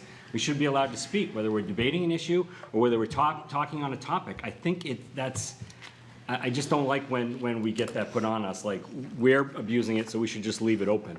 But if we want to go higher than 5 minutes right now, I will say I will vote for it right now. So I'll put that out there as a pledge. Somebody wants to make a motion on that. There's already motions. I know, that's why. Let's vote on this one, and then we'll do another one. Alderman Clee. Again, no crosstalk, right? Sorry, Michael Bryan did the same thing to you, okay? I apologize. Yes, and I do apologize to my colleague who is speaking. I did crosstalk, so thank you for pointing that out. While I think it is fine the way it is, I don't see how this helps anybody with a disability. I am going to support it. Just not, I would be rude to say just to stop the conversation, because I don't mean it that way. But, I just don't know where it ends. To my frustrated colleague of, do we do 6 minutes, do we do indefinite? I understand his frustration and so on, but I will support the 3 minutes and 30 seconds. While I don't think it does address people with disabilities, I will be for that. Thank you, Madam President. Alderman Dow? Yes, I'll support the 3.5 minutes as a compromise. But through the Corporation Council, what happens to the motion for indefinite postponement? Does that just go away if we pass this? No. Withdraw it. Well, presumably someone would make a motion to pass as amended, which would take precedence over the indefinite postponement. Correct. Isn't that the motion he made? No, he made a motion to amend. Oh. If that carries, the logical thing to do is someone making a motion to pass as amended. Okay? Alderman Johnson? Thank you. I'd like to thank my colleagues who were willing to compromise to go down to 3 minutes and 30 seconds. But I just want to say to everybody, we're not Manchester, we're not Portsmouth, we are Nashua. And we have to do what's best for Nashua, not to be, like Manchester or any other city. We are who we are. We are the gate city, and we represent our constituents here. So I don't want to compare us to Manchester or any other city right now. We are Nashua, and we should be proud what we do in Nashua. Thank you. You're welcome. So the motion right now is for 3.5 minutes? Amendment, yes. The amendment. In both the first and second? No. Just the first. Just the No, first. Just the first. Okay. Just the first.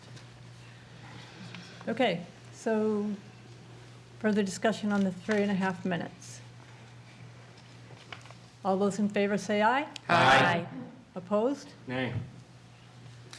That motion carries. Alderman Sullivan. I'd like to make a motion for final passage of O26-021 As amended. as amended.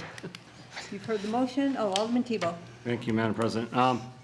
Yeah, I mean, great that everybody compromised, but 3:30 is a joke. It doesn't really give anybody that much time. It really doesn't. If we're going to really do it, it should be more than 3:30. So that's my opinion. Alderman O'Brien. Yes, I'm going to support the 3:30 because I'm smart. I know which hill I'm going to die on. If you want to die on 30 seconds, go right ahead. Further discussion. Alderman Johnson. I might die on 30 seconds, but I'll come back to die on another 1.5 minutes. Thank you. Okay, the motion is for final passage of ordinance 2621 as amended, 3.5 minutes. Can we have a roll call? Yes. Would the clerk please call the roll? Alderman Clemmons. Yes. Alderman Clee. Yes. Alderman Ravan. Yes. Alderwoman Smith. Yes. Alderman Tebow. No. Alderman O'Brien. No. Alderman Dowd. Yes. Alderman Sullivan. Yes. Alderman Senate. Yes. Alderman Johnson. Yes. Alderwoman Kelly. No. Alderman Morgan. Yes. Alderman Lopez. Yes. Alderman Wilshire. Yes, 11 yeas, 3 nays. that motion carries, and ordinance 2621 is declared duly adopted as amended. New business. Madam President, I'm going to have to leave, so I ask you to excuse me. Yes. I've got to be in court on behalf of the city at 9 o'clock tomorrow morning in Concord. Okay. I think it's in the city's best interest if I have a night's sleep. You bet. Good night, Attorney. Thank you. 6 a.m. First reading of R-26-053, amending the special revenue fund for road and highway expenditures by increasing the annual funding amount for motor vehicle permit fees from $1 million to $2 million. Additional sponsors. Alderman O'Brien. Given its first reading, I'll send that to the Budget Review Committee and schedule a special Board of Aldermen public hearing on Monday, August 24th in the Aldermanic Chamber at 7 p.m. First reading of R-26-054, authorizing Pennachuck Corporation to renew and extend its line of credit with TD Bank, N.A. Additional sponsors. Alderman O'Brien, Alderman Dowd, and myself. Given its first reading, I'll assign that to the Pennachuck Water Special Committee.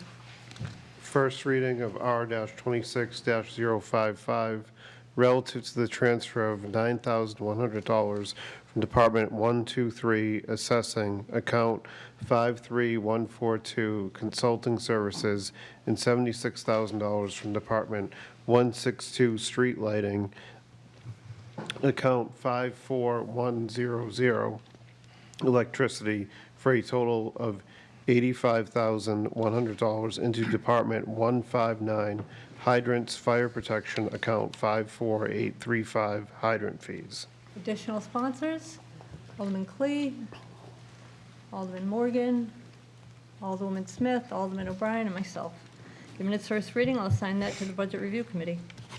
First reading of R-26-056, relative to the transfer of $10,500 from Department 157 Citywide Communications, account 70150 Contingency Negotiations, to Department 157 Citywide Communications, Accounting Classification 51 Salaries and Wages. Additional sponsors. Alderman Clee, Alderman O'Brien, Alderman Dowd. Given its first reading, I will assign that to the Budget Review Committee. New business ordinances. First reading of O-26-023, increasing sewer use fees, rates, and charges. Additional sponsors. Nobody? Nope. You sure? You're really sure? Yeah, kind of. Okay. Given its first reading, I will assign that to the Personnel Administrative Affairs Committee and the Board of Public Works. Period for general public comment. We have 7 people signed up. We still have just the 3 minutes, so the first person signed up is Patrice Noel. You should have asked us about 3.5 minutes. It would be better than the 3. I want everybody to look at me again. I said that the last time I was here. I'm 71. I worked hard all my life. I Okay, we raised need 2 your name and city of residence. Patrice Noel. I live in Nashua. Thank you. I worked hard all my life. I raised 2 kids. I graduated from college at 55. I could be your sister. I could be your aunt, your mother, your friend. Approximately 12 hours ago, I became homeless. Okay? Look at me. This was not my fault. Not my fault at all.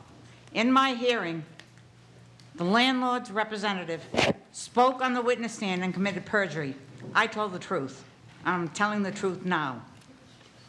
My friend is also facing a baseless eviction. And we live at the Mary A. Sweeney home, which is supposed to be for senior, independent, low-income women. I've been there approximately 5 years. When I moved in, I was told that you can stay there until you can no longer care for yourself. I got a baseless eviction. I have appealed my case all the way to the Supreme Court, which refused to hear it. I have petitioned the court because of the perjury. Okay, so now I'm being abused by the court. Was abused at Mary Sweeney home because they use mental emotional abuse of everybody there. I have called all the state agencies, I have called the police, I have called all the way up to the governor's office. Nobody is helping. Now, this also contributes to the homeless problem, which is what I have right now. So now I'm getting abused by the city. There's a 3 to 5 year wait for housing. I'm on 12 waiting lists, and I am on the street right now. See this? This is what I'm gonna have to sleep in, and there isn't even a place for me to put it, so I can get a decent night's sleep. It's abusive, it's inhumane, and there is no excuse whatsoever for not helping the homeless people. None whatsoever. It's a human responsibility, and it's really pissing me off. So as I said again, so I've been abused by the court system, the Mary Sweeney home, and I can't even get an attorney. And now the city is going to be abusing me because there is no place to go. There are plenty of things that could be done. I don't want to hear any crap about money, none whatsoever. You all have a humane responsibility to take care of these people in this community. They need housing, they need medical care, food. Just look at me, okay? And remember, this is my new home. And you guys don't seem to be doing anything about it. Nobody seems to care. It's inhumane. Miss D, no longer here. Jose Batista, no longer here. Stacy Brown. Okay. Lori Ortolano.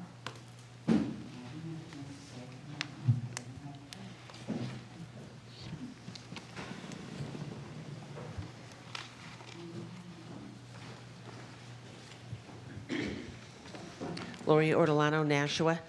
You know, this sheet handed out by Director Sullivan, really concerning to me. There's a lot of red flags on here. And Derek, it was nice for you to ask him about my right to know. You should have asked me. Because the first thing and where I sent that right to know was to Mr. Sullivan, believing he was the right person. Somehow, Gary Perrin took over and sent it to every other department but back to Mr. Sullivan or to Mr. Sullivan. How does that happen? That has been my complaint on why I'd like to see Mr. Perrin no longer serving as the Right to Know coordinator, because he creates conflicts and liability. How is it that Matt Sullivan could produce all this, and it's dated August 9th? I don't know why you didn't have it sooner than today, right now. Okay? How is that possible? There is so much stuff wrong. If you look at the lead grant like I have, the program, there's no 30% employee. There's a 10% employee, Mike Yunga, and 100% employee, Katarina Liddy. And all of these bills in here, look at what they sent me. All of these administrative leave breakdowns and benefits, you saw what I got for my right to know request. Nowhere near this depth. Completely missing. Now I want to talk about Corporation Counsel. When are we getting a new one? Mayor Donchis, you made a bad pick 10 years ago, and it has been a downhill slide ever since.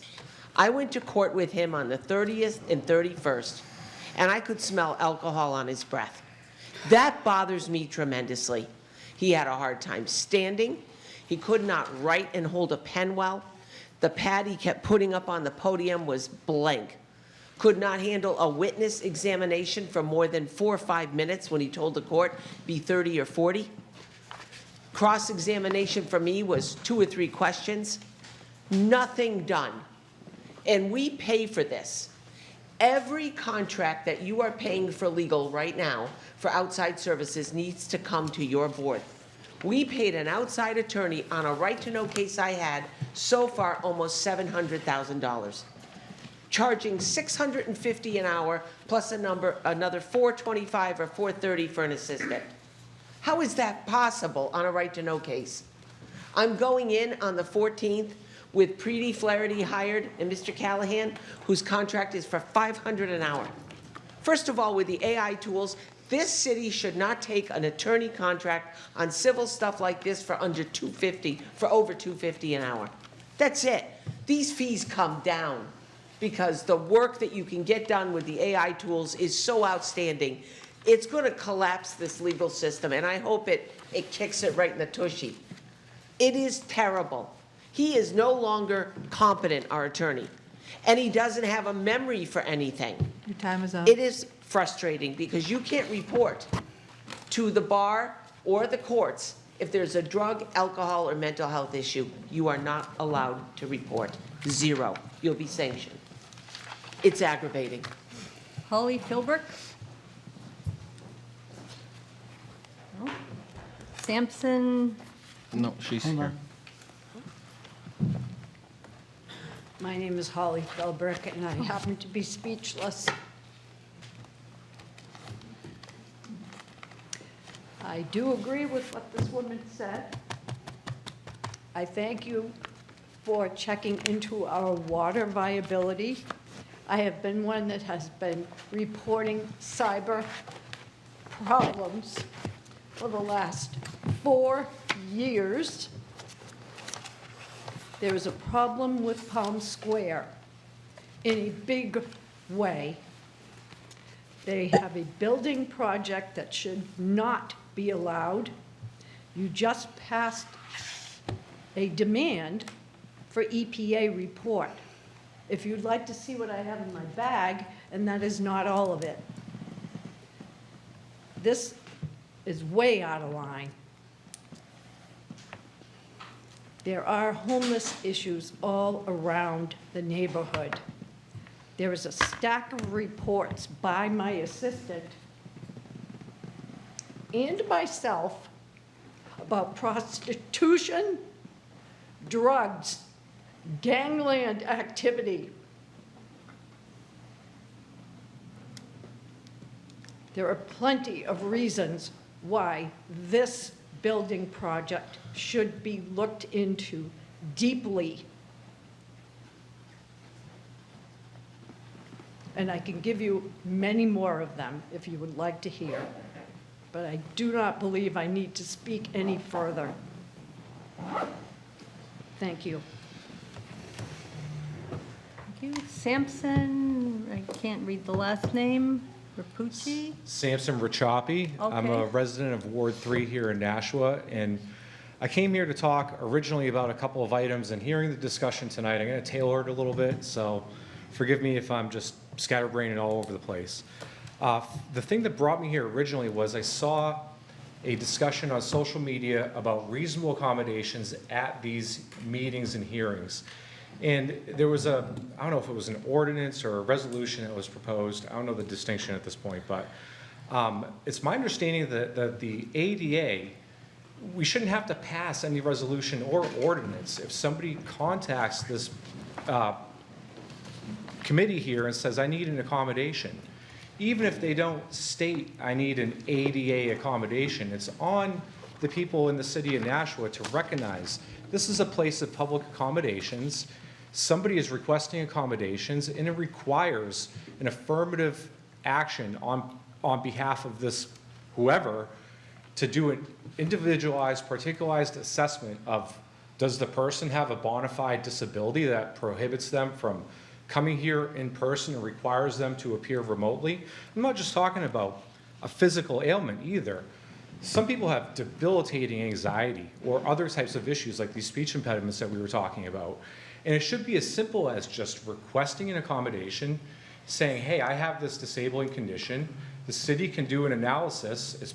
It's allowed under the ADA to determine whether it's a bona fide condition. And then the question is, can we provide an accommodation without an undue hardship? For example, if somebody has a wheelchair and they're trying to get into a building that doesn't have a ramp, it would be an undue hardship to expect that business or that building to build a wheelchair ramp. But we have a camera right there already. I see that this is broadcast on Zoom. It's a matter of just allowing these people to connect and participate. And, you know, that segues into my second point. There was discussions about liabilities here tonight, and there was I think it was a $500,000 retirement allocation that had to be made, and that would have made a 1 to 2% increase in the taxes. That's what from my memory. But at the same time, Mrs. Ortolano has talked about these numerous right-to-know requests that have resulted in hundreds of thousands of dollars of litigation fees. All those are unfunded liabilities. Nobody's allocated for those in advance, and the city doesn't seem to blink twice about it. I have had my own experience where I submitted a right-to-know request to the city, and I have on paper that records were not disclosed to me. What's my recourse? Am I supposed to sue the city and now cause, I guess, tens of thousands or potentially hundreds of thousands of dollars of additional liabilities to the city just because I want records I know I'm entitled to? I don't think that that's appropriate, and we should reconsider our priorities when it comes to those types of things. Remarks by members of the board. I'm going to start over here tonight. Alderman Lopez.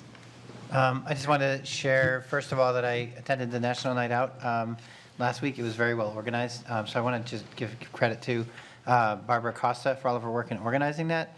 It is important for kids and families to start thinking about what they're going to be doing over the school year and how they're going to be spending their after-school hours. So I just want to give that event a little bit of a recognition. I did want to comment briefly on the overnight parking. I did put my hand up a couple of times and didn't get heard, but probably gave me more time to think about what I was going to say. Ward 4 needs it. Other wards don't. It's not the same level of urgency for people who have, more rural housing. And in fact, we have done citywide referendums or surveys to find out what wards actually want it, and a lot of people don't really see the need for it. There are ward-specific and there are neighborhood-specific needs. Now, I know that the parking program and study is planning to release a methodology for that. I've been hearing about it for at least 3 years, and I would like to see it come forward, because if at least you create a mechanism, then residents and neighbors can do something about it. But I have heard from a lot of constituents that they're being over-ticketed, that they don't have any other strategies or solutions available to them. I've heard from a lot of businesses, too, that they're struggling in the same way. So whatever the parking study and whatever they're planning to do, I think it needs to happen soon, because the problem is expanding as Nashua expands. More neighborhoods need overnight parking, more people need it, and it's not going to go away just because we're ceding our authority to a consultant. Alderman Morgan. I would like to, again, extend my condolences to my colleague on the loss of her husband. And applaud you for showing up tonight. I would have been at home eating 5 pints of ice cream. I also want to congratulate Station 1 on their new truck that they got today. I was honored to be a part of their push-in and also meet my colleague's daughter, as well as adorable grandchildren who corrected me. She is a princess, not a queen. And then lastly, I just wanted to remind everybody about the August 19th back to school event is not at the library like it was last year. It'll be inside of Holman Stadium for several reasons. One being parking is a little bit easier there, but also really ensuring that our people who are attending are safe and feel safe to attend and have oversight of who's allowed to get in and get out. And I'll leave it at that. Alderwoman Kelly. Thank you. I wanted to start also by putting my condolences out for our colleague who just lost her spouse. I can't imagine what that's like, and my heart goes out to you. I also wanted to comment briefly on, we had a meeting about commuter rail, which is really interesting in terms of where some of that progress is being made. It's something I've been supportive of every moment I've been on this board, and I really hope that it continues to move forward. It's at a really positive place in terms of maybe the closest we've been in decades, so I'm hoping that we can get support for that. Also just wanted to thank the intern who brought in the information around our energy goals. It's something that's a committee that I've been on the whole time I've been an alderman. It's something that I pushed for updating, and it is nice to see that we're at least measuring what we're doing. Obviously, it seems like we need to do more. So I look forward to potentially bringing some legislation forward for us to meet our goals. Because I believe she said, we're not too late to get to that 2050, but we didn't hit our goal for 2025. I just want to briefly comment, because I didn't get my hand up fast enough, about the public comment. Honestly, 30 seconds isn't really what the problem is. I voted no because I'm kind of just sick of talking about it. We continue to get more pieces of legislation about the decorum in this and, you know, who can have phones and all this stuff. And I really love that enthusiasm around things that the public are asking us to talk about, like the homelessness ban. So I was just simply frustrated with the amount of time we've talked about public comment or, you know, how people can attend and all those things. I'd like us to conduct some of the business that's being requested. It was also requested that we have a meeting about decorum in this committee, and I would welcome that. I believe every person in this chamber would benefit from a discussion on how we respectfully communicate with each other and the decorum in this chamber. And then I'm going to end on homelessness. I think that there were a lot of things that were talked about. I want to make sure that there's a couple of straightforward facts put here. When it comes to the gaps needed analysis, I was not against it. I came into that meeting very open-minded around what the conversation would be.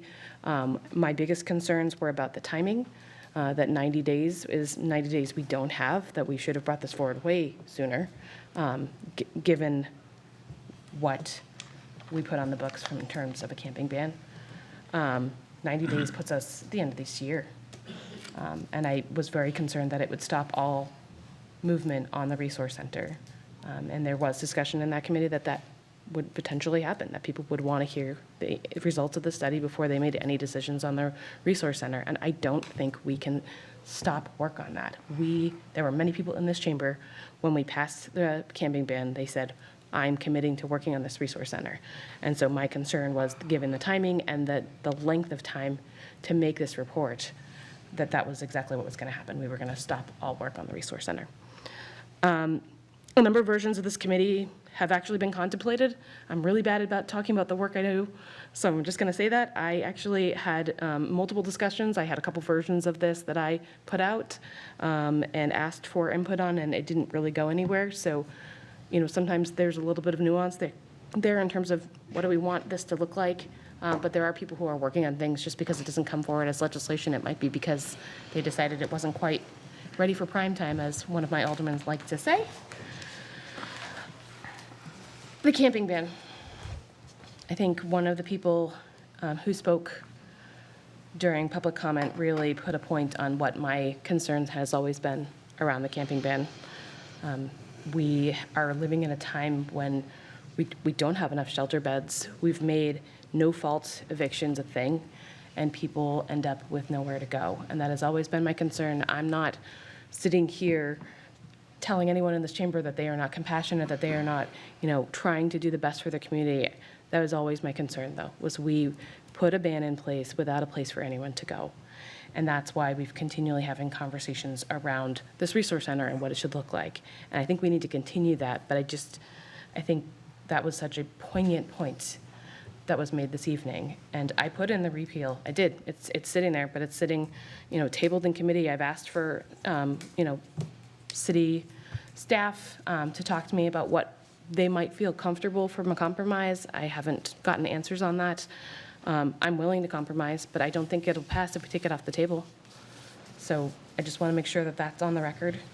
And then the last thing I want to say here is that I think there's a lot of like perceived work in progress. Like if there's a piece of legislation or it's talked about on the record, then that means that something was done. But I think that there's a lot of work happening behind the scenes. I've probably had 6 meetings the last week around Resource Center, what's happening, where are we going? I've talked to nonprofits, I've talked to public health. Where are we going? What can we all rally around? I think is an incredibly important thing. And sometimes that takes some time, but I think that we have to continue to hear what people are saying and move this forward. We have to do something because we did the camping ban. One of the things that was said to me over the past week around this was this idea of homelessness not being solvable. And I disagree with that. I think we know exactly how to solve it. I think we know exactly what steps we need to take. We need to have more investment in housing. We need more shelter beds. We need more transitional beds. We know what the things are. But my response back, and I think is very true, is that it's not unsolvable, it's unfundable. To a point that was made during public comment, we exponentially spent more money on police, on schools, on DPW. We actually approved a $40 million garage for the DPW. They absolutely need that. I'm glad that we did that. We had way less discussion on that than we've had about the $6 million, which was the original price tag, which is now $3 million, than we've ever had about the homelessness issue. So I am going to request that we have a special Board of Aldermen meeting for an update on the Resource Center, please. If that could happen before the September meeting, I'd really appreciate that. And I continue to commit to continue working on this issue. It is a huge issue that we need to move the needle on. Thank you. Alderman Johnson. Thank you very much. I'd like to thank my colleagues here and the public for reaching out to me during this difficult time. What does it feel like? I got a hole in my heart. My husband of 44 years, I've been with him 46 years. It was my partner, my soulmate, and my friend. And now I don't have him anymore. I came to this meeting tonight because I can't stay home. I'm not one of these people who can just give up, and I push forward. I want to talk about, and again, I want to thank the public for, the people that have just reached out to me, and I can't keep up with the calls and the text messages and the emails. My kids have just been wonderful. What can I say? I was going to ask to remove O-26-002 and remove it from committee. That has to do with ADA and remoting. That has been in committee since about February, since when it first came. And the sad thing is that it sits. I bring in a legal opinion, it sits. I didn't ask for it ahead of time to be taken off the table, but I have the right to take whatever I want off the table. You know, people shouldn't have to prove things. You have a disability. Under the law, the federal government says you can't discriminate. And my problem is when the planning department lets anybody remote in, and this board can't even let people who are disabled remote in, shame on us. And I keep saying that. Yeah, 30 seconds might not make a big difference, but that's a building block. But at least we're saying that somebody has 30 seconds more to stand up to speak to us at the beginning of the meeting on something that's on the agenda that's so important. I've been there many times. How many people who've been on that side? And I've been on both sides. And I'm just shocked by this. Also, I want to make mention about, has anybody asked where Ms. Sortolano was talking about having outside counsel? I pulled invoices for the Teak Drive. We hired outside counsel to work for that pipeline to be in. We paid for outside counsel to represent fire and rescue. Isn't that amazing? For the pipe to go in. And I've been out there. I was out there every day last week up until Thursday, and I was going to go out, but then my husband went missing. And the day I had to spend home waiting for the police to try to find my husband. And then take a look at the invoices for Mulberry Street. We hired outside counsel to negotiate. We got 4 attorneys. Why are we hiring outside counsel if we have 4 attorneys? Is it because our attorneys aren't capable? Are they incompetent? 4 attorneys, and we hire the attorney that was in here earlier tonight for both projects. That's money. One bill, I think, was, don't quote me, anybody can ask for it, I believe it was $8,600. $8,600 of taxpayers' money. There was one, I believe, for $2,900 and $8,600. Outside counsel. So if we have to hire outside counsel to represent the city, then the question is, do we need inside counsel anymore and pay $100 and some odd thousand per attorney, more or less? I'm shocked by this. And it was just by a fluke thing that I just happened to ask questions about it. Maybe Alderman Johnson asked too many questions. I don't know. But I wouldn't want to have my husband think that I didn't continue what I do good. is asking questions and trying to get answers here. Again, I want to thank everybody who reached out to me in this time. It's a very hard time for me, but I can't sit home. I got to be busy, because you sit home, it's not good.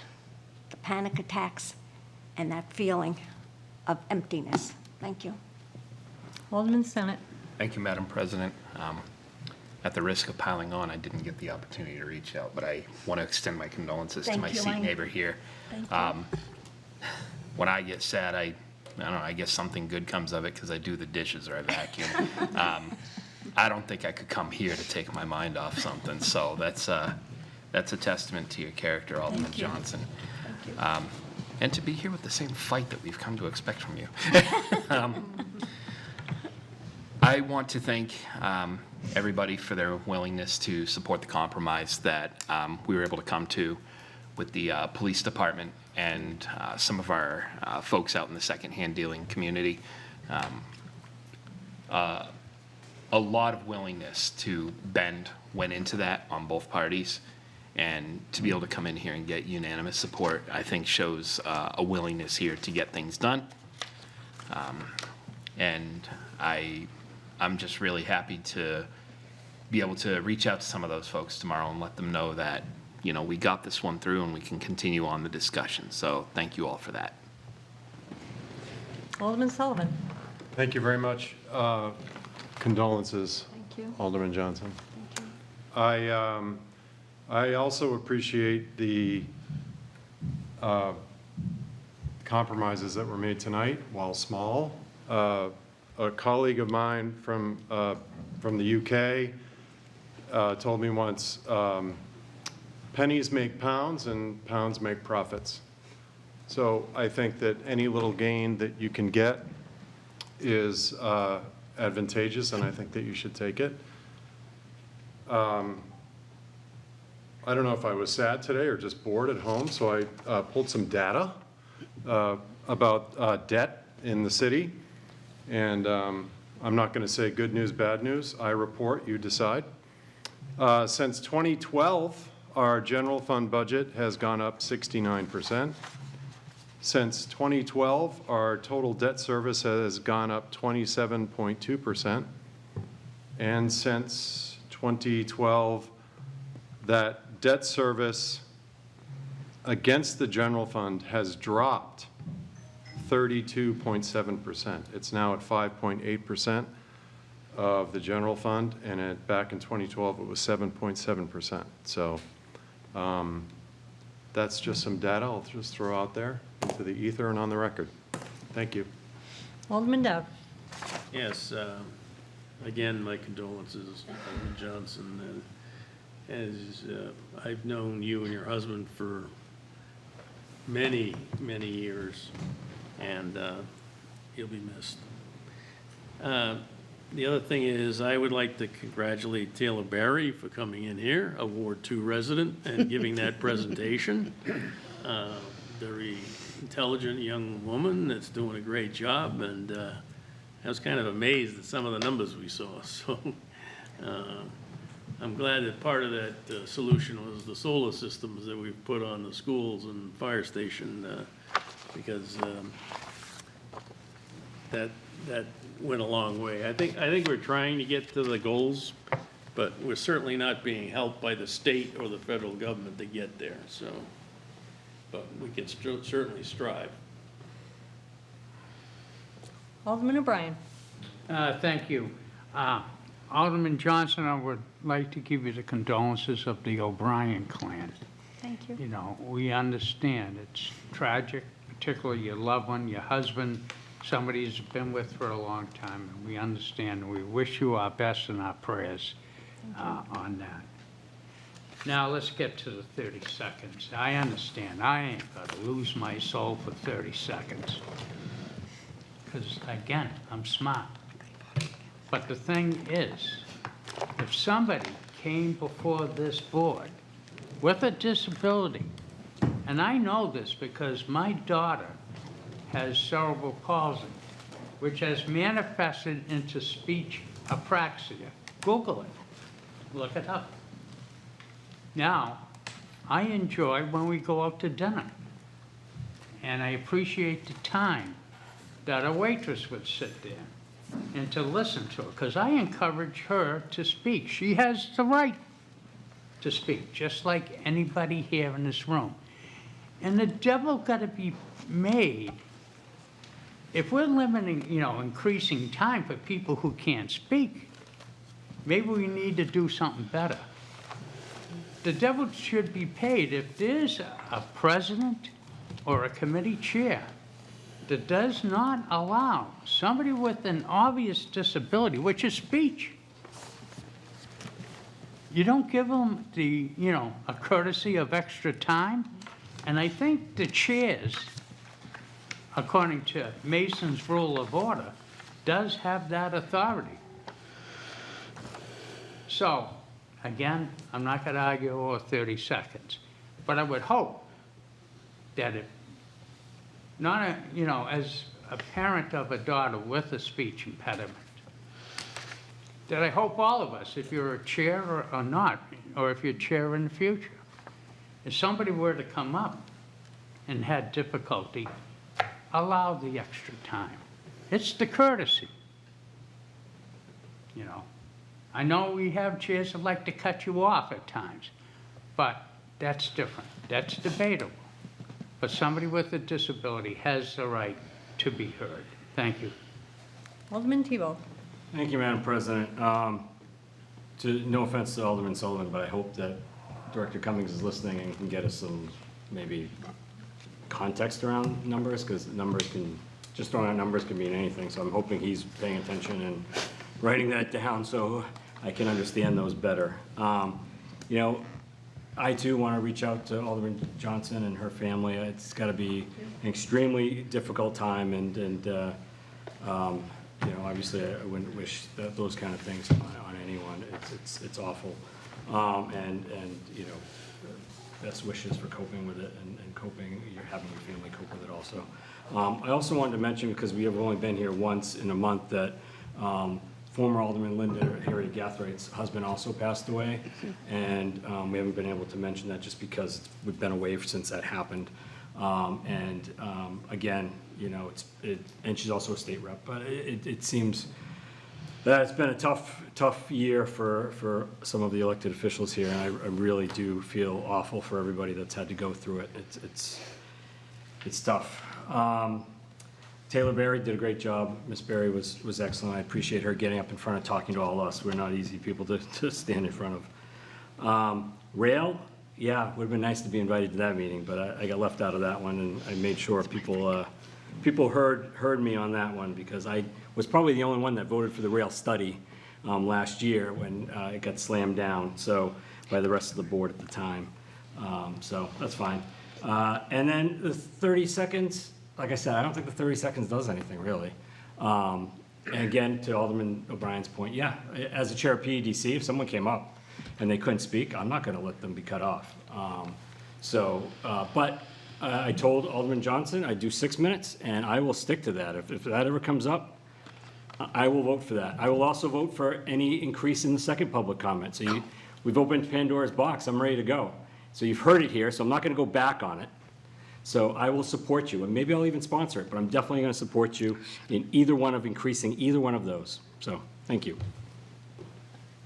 Alderman Smith. I just want to thank all of our constituents who came out this evening and who spoke, and to let you know that we hear you and we see you.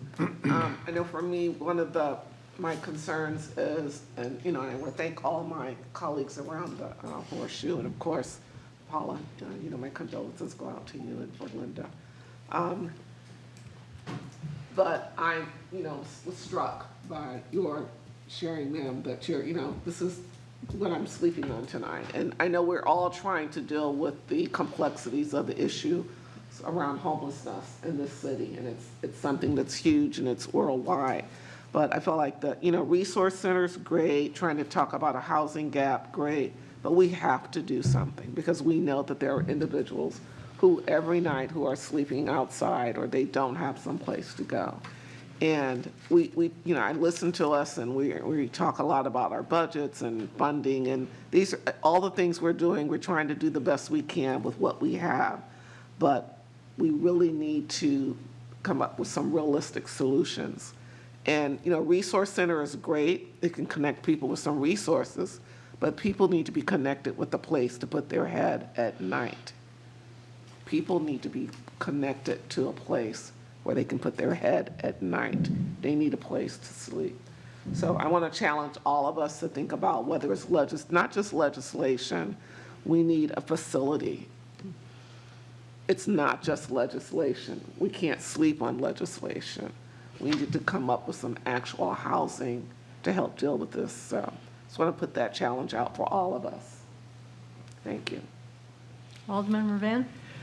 I want to offer my condolences first of all to Alderman Johnson. Thank you. Thank you for your courage in showing up tonight. And please accept my wife and I's condolences for your loss. Alderman Clay? Secondly, I want to talk a little bit about the mayor in his opening remarks commented on the increased need for cybersecurity in our local governmental data systems and in also public utilities. I want to second that, and also I would like to offer that we also need internal and perhaps external validation professionally of our ability to resist cyber attack. It would be money well spent, and there are increased necessities given our connectedness as a global society to do such things. And I could also offer my services, at least as a database consultant, about the need for encryption for data at rest. Second of all, about increasing the comment limit. Honestly, I think if we're going to have a limit, that it needs to be enforced. And that would mean, first of all, that if a person has speech impediment, some kind of ADA disability that's going to require the chair to increase their time, that be possible. But I'm also going to ask, that if they don't, that in fact we have a hard limit at the time limit, and that would include turning the mic off. And lastly, about ADA Zoom, it turns out that if a public service has the ability to have a meeting and is in fact ADA compliant, that they require, according to what Google just told me, that there is a requirement to allow remote access. So I'd like us to look at that as a board and see if, in fact, we are out of compliance by not doing so, and if we are, to remedy that situation. Thank you. Alderman Clay? You should probably start from this way on, because hearing everybody, I add to my list, so it's not a good thing. Anyways, I want to also, I've heard wonderful things about Night Out. I was on vacation and really missed out on it. I'd wanted to go to that. But before I start that, Alderman Johnson, Paula, I do give my deepest condolences. You know that myself and my colleague to my left have experienced such a loss. I know that whole. I acted differently. I did not come back to work right away because I didn't think I could personally handle people doing exactly what you're going through now without being a giant leaky sponge. So I admire you for that, and so on. As far as like overnight parking is concerned, I agree with my colleague from 3 and 4 are the most affected by it. And if we open it up to the entire city, It's impossible for it to happen on many locations in 3 and 4 because of the tightness and so on. And it looks like we are kind of gentrifying it and so on. So I think we need to look at the city as a whole. And, but I do agree that we do need to be paying attention to it, just not ward by ward. I really want to thank the board here for approving for, especially for fairgrounds and the traveling tooth fairies. Myra is still here. She's stuck it out with all of us. And I appreciate the president for allowing me to make that one motion, because this means so much to my heart. Growing up, we had it in the schools. And, you know, for cost reasons and so on, and I understand budget constraints. And Myra took the bull by the horns, and her partner, Mary, and as she said to me, she is I've said this before, she is my next door neighbor. And prior to her even starting the program, she talked to me about it and the passion within her. She doesn't need wings to fly. She's an amazing person, as is Mary. I'm sure she'd be willing to show everybody how it's done. She has in the past. I know the mayor, myself, Senator Rosenwald, and attended a conversation with her, and I just strongly do that. August 20th, 5:30 p.m., up in the auditorium. The Lock Whitney Street program will be discussed. We could not get the Hunt building, so I apologize to my constituents that it's not being held in Ward 3. Last year that we had this, I ran around putting signs up, and Alderman Morgan had reached out to Mr. Saunders and asked if we could get some signs. So they're going to make some signs, as well as both Spanish and English putting up signs. I didn't speak Spanish, so it probably didn't do as well getting up my signs. As far as the library versus Holman for the school backpacks and so on, and I think I'm glad that it's moved to there, because I can tell you it rained the last time, and I stood out in the rain stopping people from parking in that predatory parking, to the point where I was yelling and screaming with the guy who was trying to tow people's cars, trying to stand in front of his truck and so on. So I'm so glad that we are moving this just for that reason alone. As far as the 90 days to be able to get the gap analysis, it is kind of a long time, but to do it right, I don't think we can't stop working on a resource center at the same time. But I'm going to tell you right now, while I did vote for Mulberry, this time around, I want to see that plan. I want to see exactly what transitional housing is going to be. I want to know exactly how many people will be able to be in the warming station, what exactly is going to be done. So I'm going to ask for more details this time around. And seeing that we've had time to think about it, I want that exact plan. I worked for the Department of Veterans Affairs, where we had what we called the house, which was alcohol and substance misuse home for those, and there was very specific things that they had to meet. They had to be in a program. They had to be actively working for jobs. They had to work with sponsors and so on to help them find housing. I want to see something like that done. And I don't think the city can do it alone. So we can't just open up a resource center with a plan without having buy-in from all of these people, which is why I think the gap analysis is a good idea, because I think that brings all of these people to the table. As far as the 30 seconds, I think I've said this before, as a child, I stuttered very badly. So I learned a lot of techniques to get me out of it, which sometimes causes my memory to forget what I'm saying, because I have to think about a word I'm putting forward. And it becomes very difficult for me to speak. So I do understand that, which is why I don't think the 30 seconds really is enough. However, I don't want to expand it completely. I think we need to look at where the real problem is, and identify that.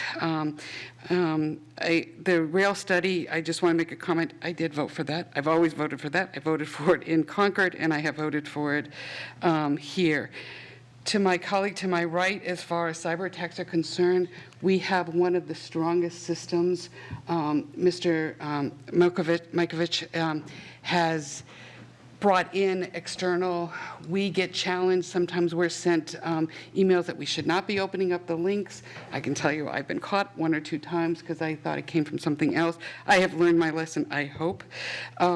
And, you know, I'm very vigilant about opening up emails and where I am when I log into the system, because we do have this in place, and we do use external people as well as inside. So we have, through finance, you will see that we pay a lot for these programs. And Mr. Mikovich, I know I'm saying his name wrong because I'm tired and I'm going back to my days of finding word find.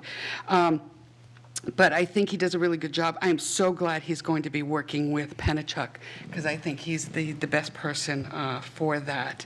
I think I've almost done all of it. Yes, the thing that I want to address lastly is, Patrice, my heart goes out to you. I think it's horrible that this has happened to you. I know you're going to be speaking to Ward 4 Aldermen, and if there's anybody that can help you with anything, he'll never make a guarantee, but he is the best person here for that job. He's incredible. And I will keep you in my thoughts and prayers, and I am so sorry you're going through all of this. It does break my heart. And I will stop here. Thank you, Madam President, for your patience. Alderman Clemmons. Thank you. I just want to, again, extend my condolences to Alderman Johnson. I know all too well what you're going through, and my best advice is to just take it one day at a time, and that's what gets me through. So. Okay, committee announcements. Alderman Lopez. We have a Human Affairs Committee coming up Monday at 7. We do have presentations by Revive Recovery Resource Center on the programs they do in recovery in the Nashville area. Director Bagley is going to try to give us an update on what's going on with outreach programs. And then Director Sullivan, I believe, is presenting on follow-ups to CDBG. So it's still going to be a worthwhile use of your time to come by. Anyone else? Alderman Tebow. Thank you. Yeah, Planning and Economic Development is next Tuesday. We're going to go over probably the rest of the last piece of the rezone, which is a little bit more on inclusionary zoning. Alderman Clay. Thank you, Madam President. I'm going to have to look to Ms. Graham. I know we have an upcoming Penachuk, and I thought I'd written it in my calendar, but for some reason it's not coming up when I'm doing the search. So what is the date of that? Monday, August 31st. Okay, so Monday, August 31st, I believe it's at 7 o'clock, correct? It's not an early time? Yeah. For those that are members of that, if you can mark that in your calendar, because Penachuk Special Water is an odd meeting as far as that is concerned. So August 31st at 7 p.m. here in the chamber for the Penachuk Special Water Committee meeting. We will be voting on a number of things such as their loans and so on. So, and I think they're also their annual report. So thank you so much, Madam President. Okay, Alderman Clemmons. Thank you, Madam President. I move to adjourn. Motion is to adjourn. All those in favor say aye. Aye. Opposed? We're adjourned at 11:02 p.m. You promised your wife.